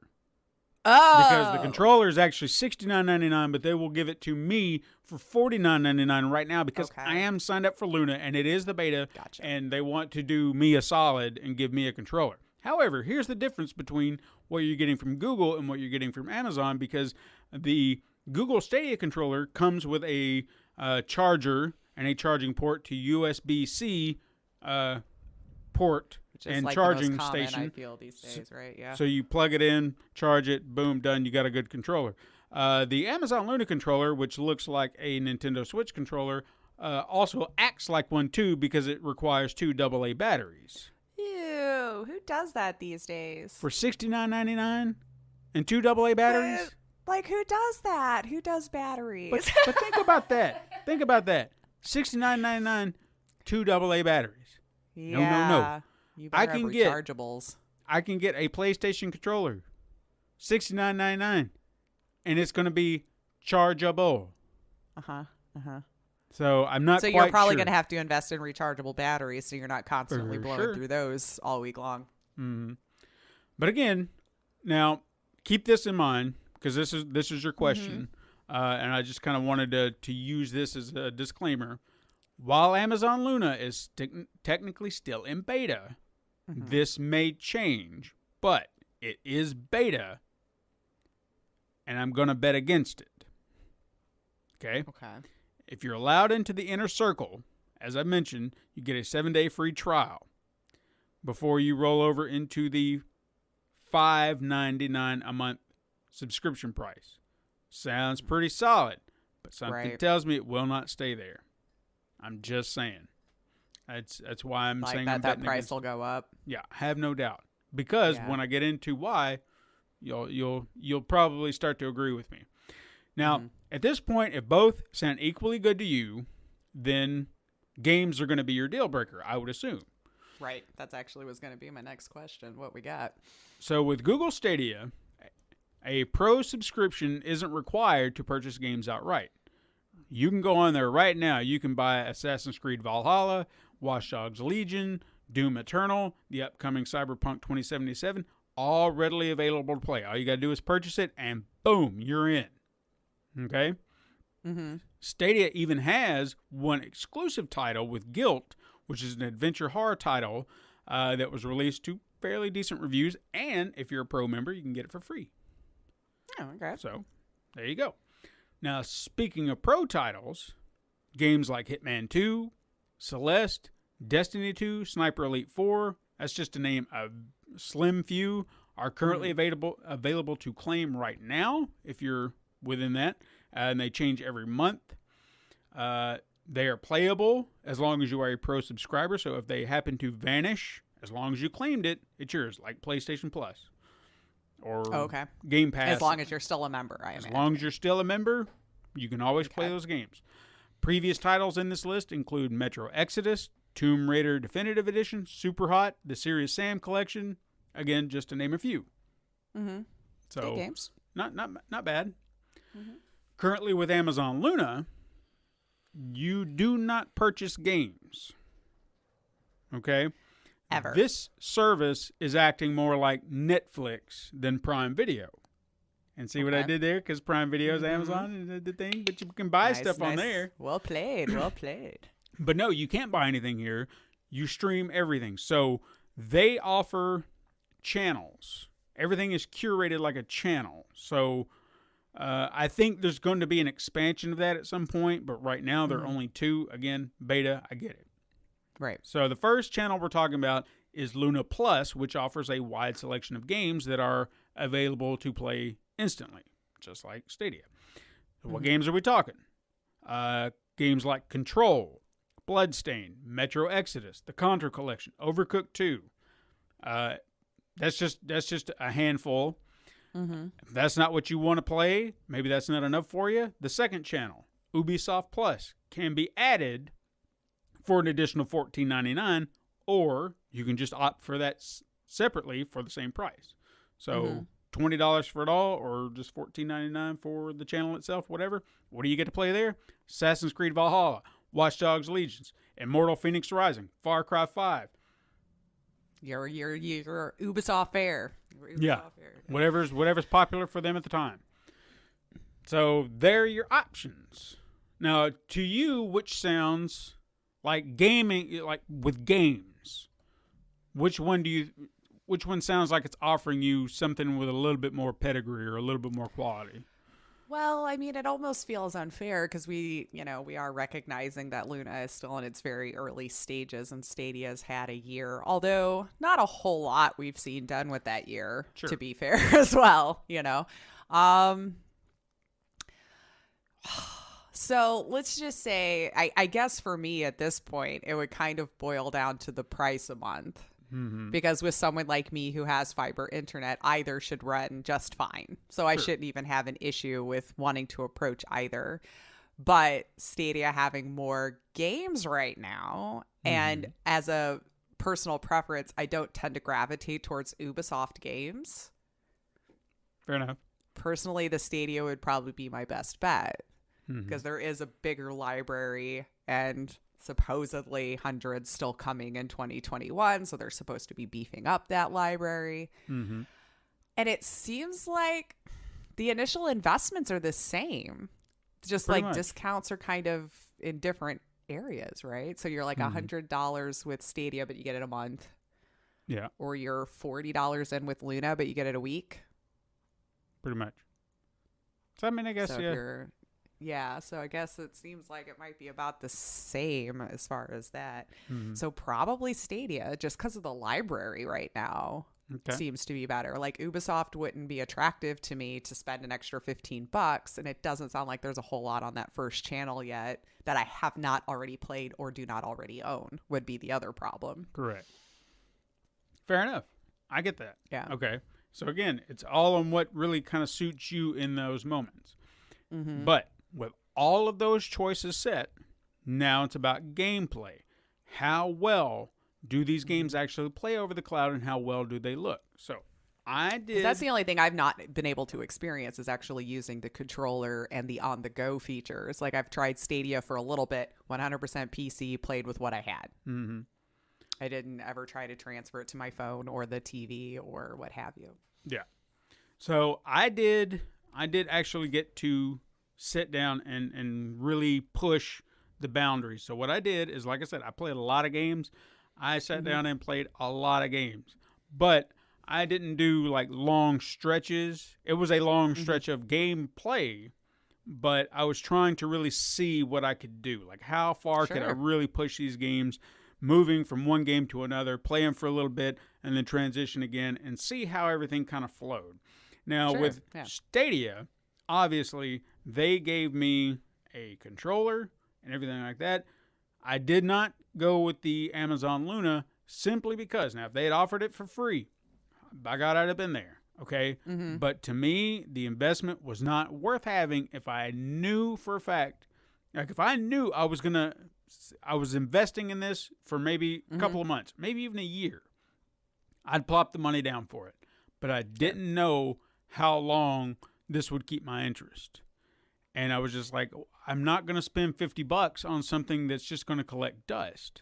Sure. So I did not go with that. And you can't use it with anything else, right? Exactly. So I did not want to spend that money. So from a controller perspective, it may seem a little unfair on Luna's end, but I'm not taking points away from it for that because I didn't get to experience the controller. However, I do have some comments outside of just the battery thing and the price about their controller. The setup for the Luna controller, from what I've seen, requires an app. Wow. Okay. There's extra steps to go into, and it just seems like a roundabout way considering what it took me to connect a controller to play. So we'll get to that in a minute. All right, so first things first. Stadia. What did I play? I played Guilt, I played Hitman, I played Celeste, and I played Panzer Dragoon. Now, never played Panzer Dragoon, and I will never play it again because it's not my game. I don't. Fair. I've heard of it before. I thought, what the hell? I'll give it a try.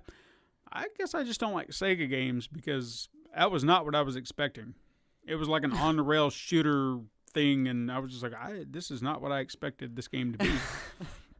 So I probably won't touch that again. Celeste, been wanting to play it, got around to it, and I was like, oh yeah, I want to try this. I'll get around to it when I've got more patience. Yeah, I've heard that can be brutal. Yeah, it definitely was. Hitman did the opening boat scenario where you got to go on and kill the guy. Just wanted to see what that would look like. But the one I really put my time and effort into was Guilt because it is the exclusive. Mm-hmm. And I really wanted to see, would this be a game worth having? Like, do you want to put that money into it simply for this game? I'm going to say no, but at no fault to the game. I personally feel like the game should not be forced to live exclusively on Stadia. This is a game that everybody needs to experience. Because Tequila Works does some good games, man. They do. And that was one of them. Mm-hmm. That was actually the only game I played on Stadia, too, and I tried it out because it was the only one on there that I knew I couldn't play anywhere else. Yeah. And I liked Tequila Works, so I wanted to, And that was the main focus to try and see. And as soon as I started playing it, I got into it pretty quick, and I was like, oh man, I really want to keep playing this. And at some point I had to pull myself away from it. It's like, all right, I need to move on or I'm going to spend all day on this. Sure. But I probably will come back to it since I did play it and enjoyed what I did. And it's not terribly long. I bet 2 or 3 sessions you could probably get it done. No doubt.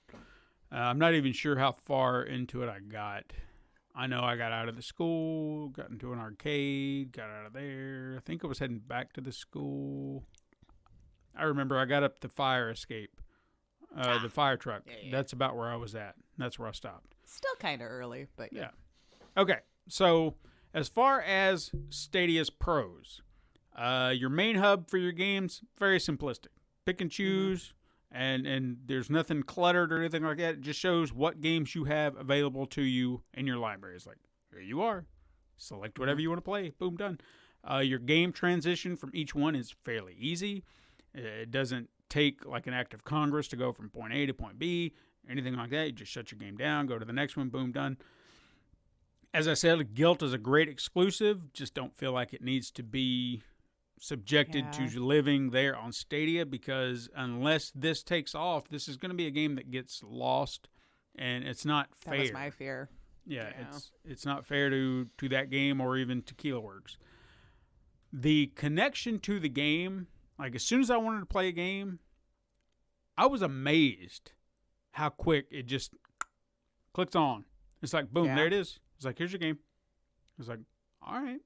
And on top of that, load times are minimal.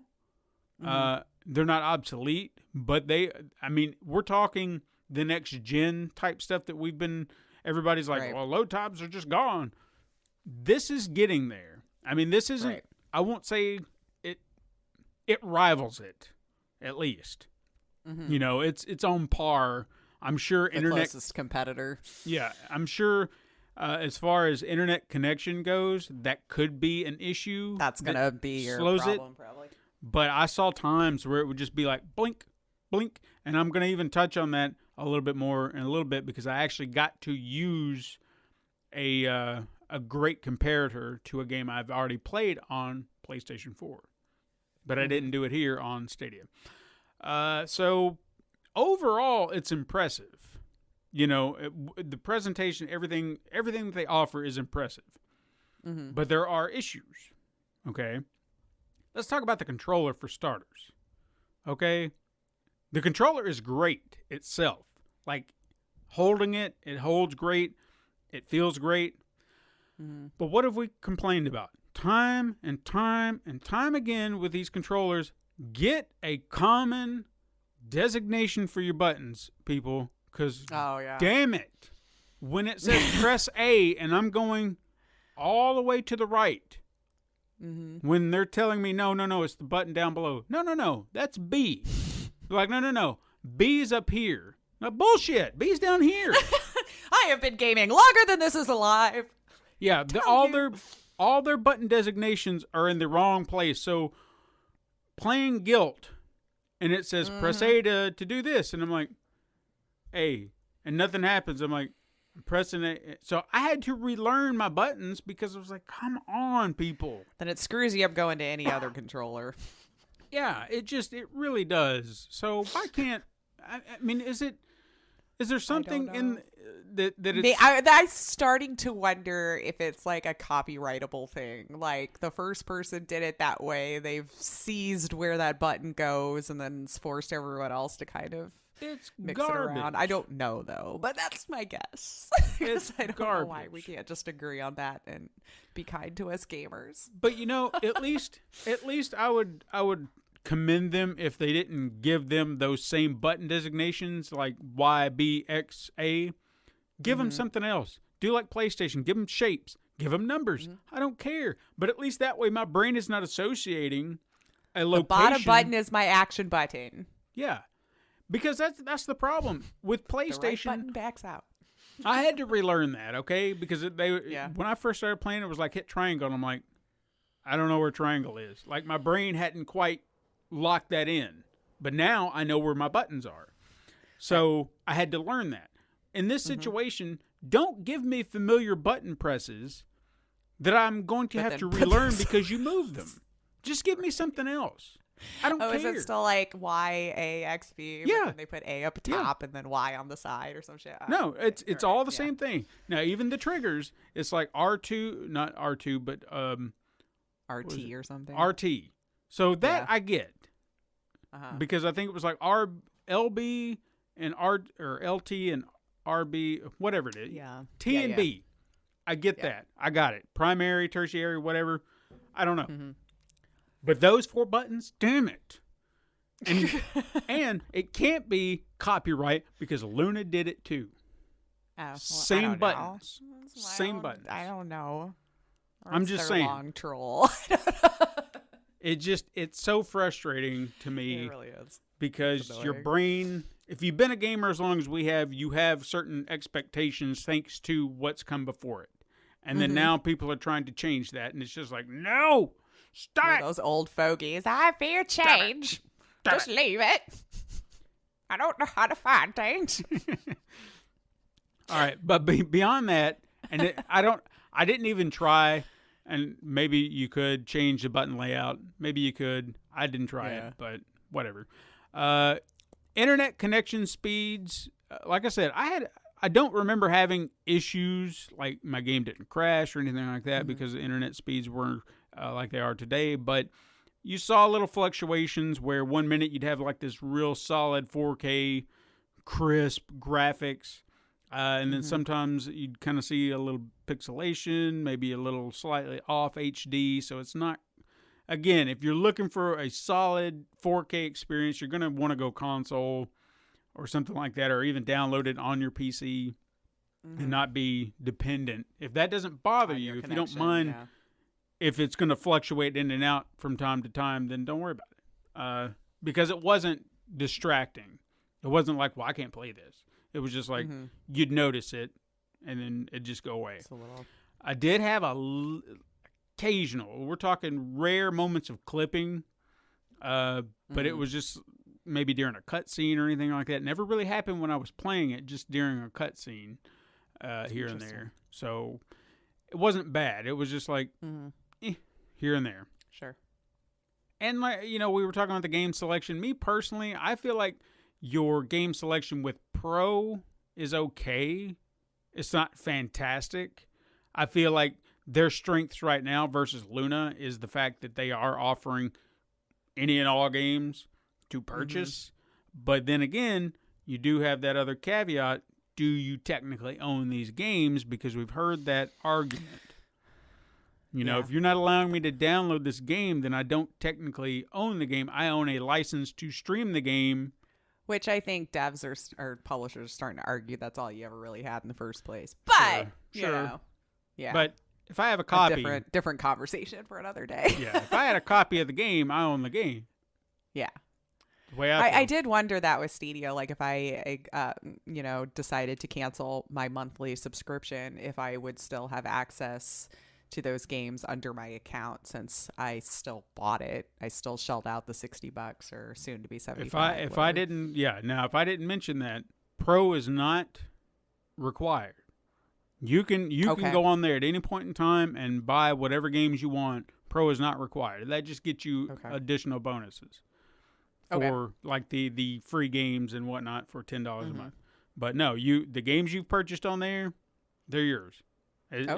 Stadia is free. Let's just put it that way, up to the point where you actually have to buy a game. Sure. Yeah. So let's just put it that way. You can browse all you want. Yeah. Connecting to the, I didn't even write this down, but I guess I should have. Connecting to the Chromecast Ultra was very easy. Like you had to set up the controller process and go through all that. Kind of use my phone to kind of get it all set up. But after that, once you actually boot up the Chromecast on your TV, you'll see like these 4 button presses for your Stadia controller. So it is kind of like prompting it. It's like you hit that and you'll launch Stadia. So you kind of hit the Stadia button on the controller, hit the button presses, and then it launches. So once you get through that initial process of getting everything set up, it's very easy to launch from your TV. And I even tried transitioning to my phone. It works. Good. You know, I can go from my TV to my phone. I can't necessarily recommend playing with the phone unless you have one of those phone clip attachment things that they have where you can clip your phone onto your controller and keep playing. Because I tried using their virtual controller and I was like, I can't do this. It's not. I've never been able to do that on any mobile game, honestly. No. But it's a neat concept that you can do that transition. You can go from point A to point B, point A to point B, and so on and so forth. Sure. So you have that added ability on Stadia, not so much on Luna. Luna, you have your PC and then your TV, but phone, no. No. There is not that option. So they haven't quite got there yet. So again, if mobile gaming is something you're into, this might actually prompt you a little bit more for Stadia because you're going to have more options to take your games on the go. Now, as far as Luna goes, the games I played here, I felt like I played more here because I did feel like some of the options they were offering me to have felt a little bit more like, okay, all right. Your taste. I kind of want to touch on a few of these. But I did try some that weren't necessarily my cup of tea, mainly because I wanted to see how they operated, like really kind of push those boundaries.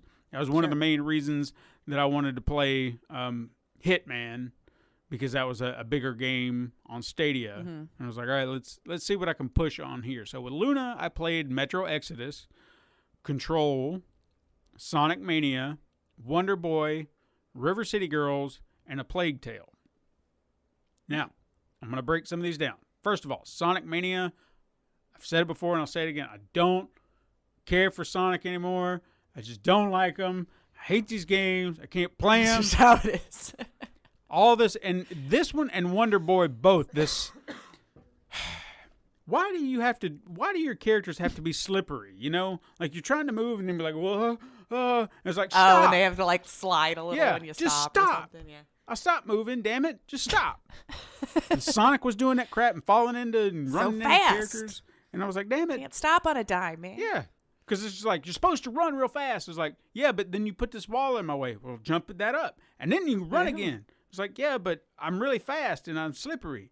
It's like, all right, well, just keep going. You'll hit another fast spot. It's like, yeah, and then you're going to launch me into an enemy.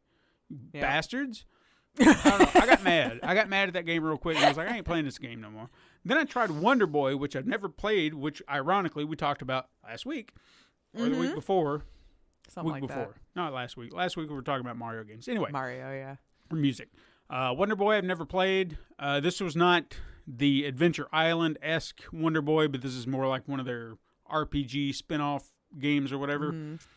I remember seeing the design of it, and it was like they did like a redesign of it, where the original game was very pixelated and old looking and just like really, really 8-bit. This was like they gave it a coat of paint to where all the characters looked animated, cartoonish designs and stuff like that. It looked really good.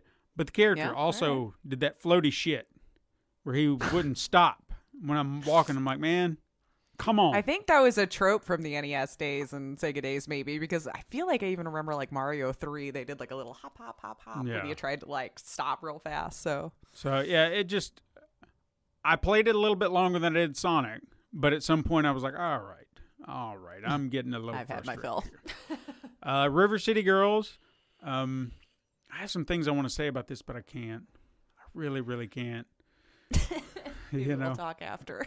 Yeah, but no, this is a game that kind of wanted to play, and I fussed around with it. It's a beat 'em up, game, and I love the graphics and everything like that. The overall design of the game looks fantastic. So, but then let's go to Metro Exodus and Control.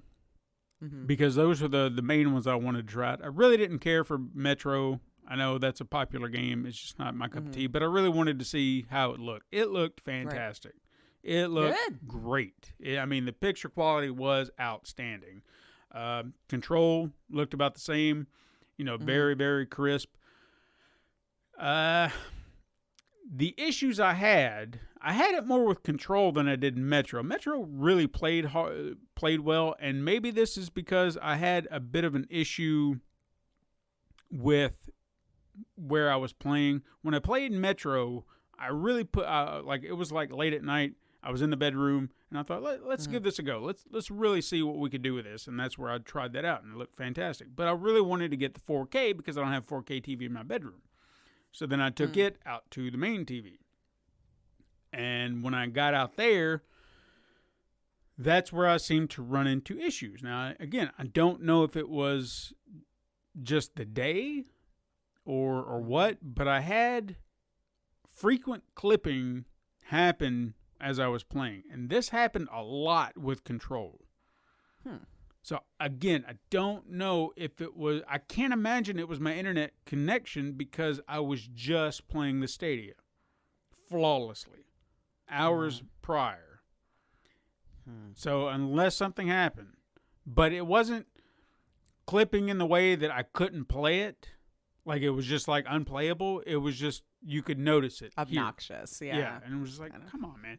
And another thing I noticed, too, again, mainly with Control... is the audio would sink in and out a lot, which where mouths weren't quite moving, and I thought maybe I was I thought it was maybe the game itself, maybe they did something wrong, but then I would notice it would kind of come in and connect, and then it would go back in and out. So I wonder if that's correlated to how many people are trying to play that game at the same time too. I wonder. I don't know. It's a good where it's all issue. getting pulled from. Like maybe if you notice it at one time a day more, maybe that's when more people are trying to play or something. I don't know. Sure. I did notice that the upload times seemed a touch longer than on Stadia. Not by much, but when I clicked a game on Stadia, it would just go. Here, it would pop up a message saying connecting to server and then go. Like it took a minute. Like it was trying to think of a way. Stadia never told you that. It was just like, we're gone. We're going straight to it. So, different presentation. Maybe they require that. I don't know. Like I said, I felt like the game selection here was a little better in terms of streaming. Like, if I'm paying for just that opportunity, you're giving me some pretty good games to choose from. Sure. So I appreciated that. Transition to the games is about the same. It's fairly easy. It didn't feel like it was a problem. In fact, I feel like getting out of Luna's games, like exiting, felt a lot easier than Luna or Stadia. Not that getting out of a game and Stadia is an issue, like it's a long process, but I felt like they gave me this option to hit one button. You want to exit now? Okay. And then I'm out. Whereas I felt like you really had to kind of exit out of the game and then exit out of the main menu to get out of that. You know what I mean? Okay. How you kind of do with certain games. Like on Steam. Very similar to that. Load times. This is where I got a great opportunity to see load times in action. A Plague Tale. The load times between chapters in that game was nightmarish on the PlayStation 4 Pro. I don't know why it felt like it took forever to get the game started. But it would just, here's the chapter. And we're loading. And I knew it would take at least a good minute or two. And I don't know why. I don't know why. It was mind-boggling to me. But then I get on this, I start it up, chapter 1, and go. And I was like, oh, shit, I'm in there now. But on the flip side, graphically, for whatever reason, I wasn't getting that top-notch 4K, glossy, clean look. I could see a lot of, I won't say pixelation, but the quality was not full HD.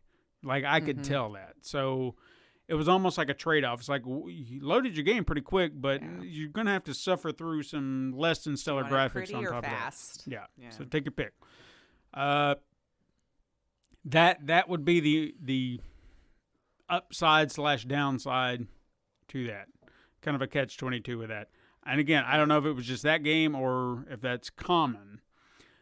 The button layout on the controller, even though I didn't use a Stadia or a Luna controller, it was the same as a Stadia. If it said hit A, it's not here. It's You're here. all over the place. Yeah, so I knew as soon as it was telling me to hit one button, I was like, all right, we've already been doing this for a while. Down here. Got it. An issue that I had, again, did not have a Luna controller. I was trying to get, I used a PlayStation 4 controller as my go-to, just pairing it with that, because I tried it in the bedroom prior with one of my older PlayStation 4 controllers that I don't use anymore, connected just fine. For whatever reason, I could not get a PlayStation 4 controller to connect with my Fire Cube. I had to move my Fire Stick onto my main TV just to play it in 4K. So for whatever reason, it would sit there and it would find the controller, it would see it, they'd go to pair, and it would just be like, nope, won't do it. But then I go to the Fire Stick, do it, and it would pair almost instantly. So keep that in mind if you're trying to do it with a PlayStation 4 controller. Don't know if it works with an Xbox controller, any other PC controller. Don't know. But this is just the issue that I ran into, kind of bugged me. Overall, I think I probably would go with Stadia because I did feel like there were, like and again, I know they've been working, they're already kind of a year in, and maybe that's why. Maybe because they're already established a little bit, and I know that I have options, maybe not the streaming options that I want, but I know that I have a plethora of games that I could play at any point in time. And again, if you're a big Ubisoft person, I'm sure they offer that on Stadia too. I didn't look into it, but I don't see why that would be that hard to believe. That you couldn't get a similar. Even Ubisoft might have where you just pay them somehow and stream it. I'm pretty sure they do. I'm pretty sure they do. For me personally, just by sheer presentation, and probably because I didn't spend that much money, Stadia would be the way to go. You know, I got so much free from them, and I appreciate it. Again, not sponsored. They didn't tell me to sponsor them. It has nothing to do with that. I lucked out and got my hands on some stuff. Luna's not bad. I feel like they're just, once they get out of beta, if they're still having these issues, then they're... It's going to be a problem. Yeah, it's going to be a problem. But they have a great... They have promise. They have great promise that they could take over and usurp I don't know. everything that Stadia has to offer. But right now... Amazon does tend to F things up, too. So they do. We'll see. They do. Plus, keep that. That's another thing like to keep he in mind. needs another avenue of money. No. But that's another thing too that may interest other people. is the integration that Luna does include with Twitch.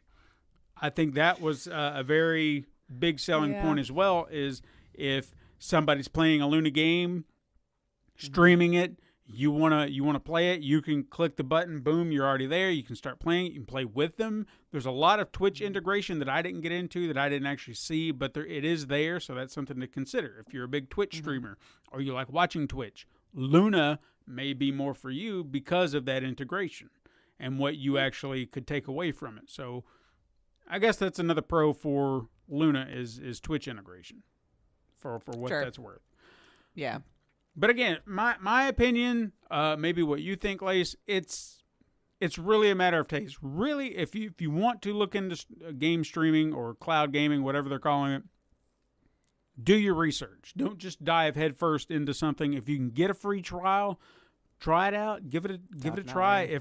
Hopefully Amazon will open it up a little bit more, give you at least a month at some point free, because I think that's only fair. Right. I mean, a week, what are you going to do in a week? Maybe. Well, and then as you explained it, really like 5 days if you're waiting for the controller. Exactly. Because they don't even, that's one thing I have to say. You can't buy the controller right now. Like, you can't. Like, if I told you to go look for the controller right now, you're not going to find it because you're not in the beta. Okay. You see? All right. They only offer it to people. So they're making it a little bit harder even for people to get in on it yet. Maybe they want to keep it small for right now. Right. But that was something I just remembered. They don't sell it to everybody. You have to be part of the beta to even get access to buying the controller. Okay. All right. So, again, another one of those weird things. Strange way to go about it, but I guess if you're trying to keep it small, that's the best way to force it, right? But do your research. If it's something that interests you, see what actually works for you, find out what games are available, and then give it a try. I feel like it would be something, if I don't have to pay good money for, it's not a bad alternative. Right. If I didn't have a console in my bedroom, which technically I never use, all it does is collect dust, but maybe I did want to play a game, this would be a nice alternative to just have by my bedside, and just all I have to do is pick up a controller and shift channel, and boom, I don't have to upload a console. I don't have to worry about updates. I can grab the controller and spend $500 on a console. Exactly. So it's a nice alternative to having a console. I will say that. But again, internet speeds dependent. So if you have good internet speeds, maybe give it a try and see what you think. I'd love to know. So really, if you live in a major metropolitan area. I don't, but I lucked out. Yeah. Well, I think you're not like in the sticks though. No, not necessarily. You got some spots in the U.S. for sure that it's just like they got one option, and you're just going to be stuck with whatever they feel like pushing out because they don't have to update the infrastructure. Right. Because they've got a monopoly on the area. So But that's all I got. That's what I got. My hot takes on Stadia and Luna. I think that's a good side-by-side there, man, at least especially since you had the unique position of getting to use all of the accoutrement that comes with it, So, but yeah, I think after all is said and done, at this exact moment, it still seems like Stadia is your best bet. Yeah. Just because of the library and that it does go a little bit further. I will say on the flip side, though, as far as the TV options, the Google Chrome Ultra or the Fire Stick, which is more worth your money? A Fire Stick, mainly because you can do so much more with it, whereas Google Chrome Ultra is still a, what do you call them? Where you press the button, it says, hey, you can now watch everything on your phone, on your TV. They're not acting like a Roku or anything. You have to do that screen shared garbage. Oh, okay. It took me a second. I didn't know what you were talking about. Because I thought, this is Chromecast. I've never messed with those Ultra. fancy sticks and stuff. But they make it Chromecast Ultra. It's supposed to be the biggest, baddest Chromecast. Yeah. So I'm like, okay, so it's like Fire Stick or a Roku, right? Cool. Yeah. No.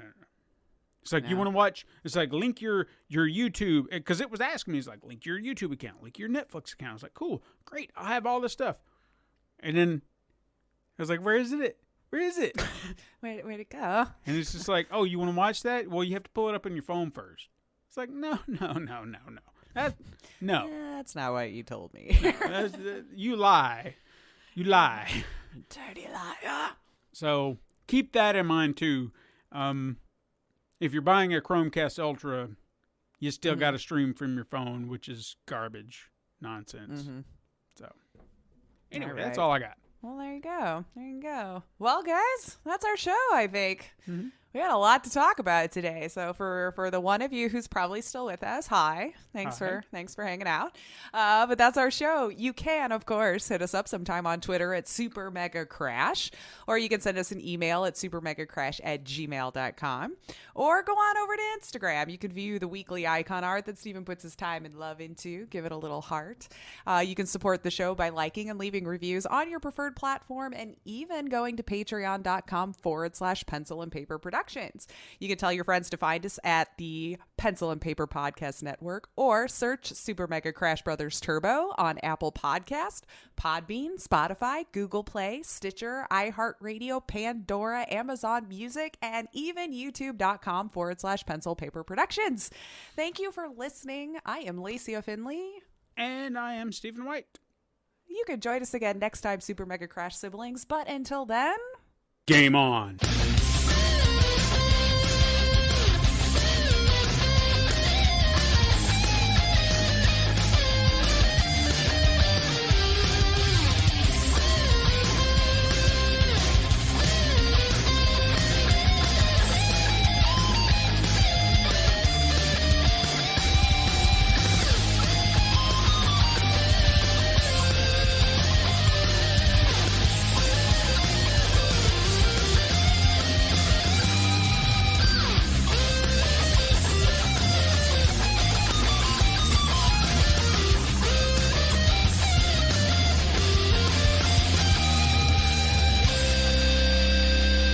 This has been a Pencil and Paper Podcast Network production.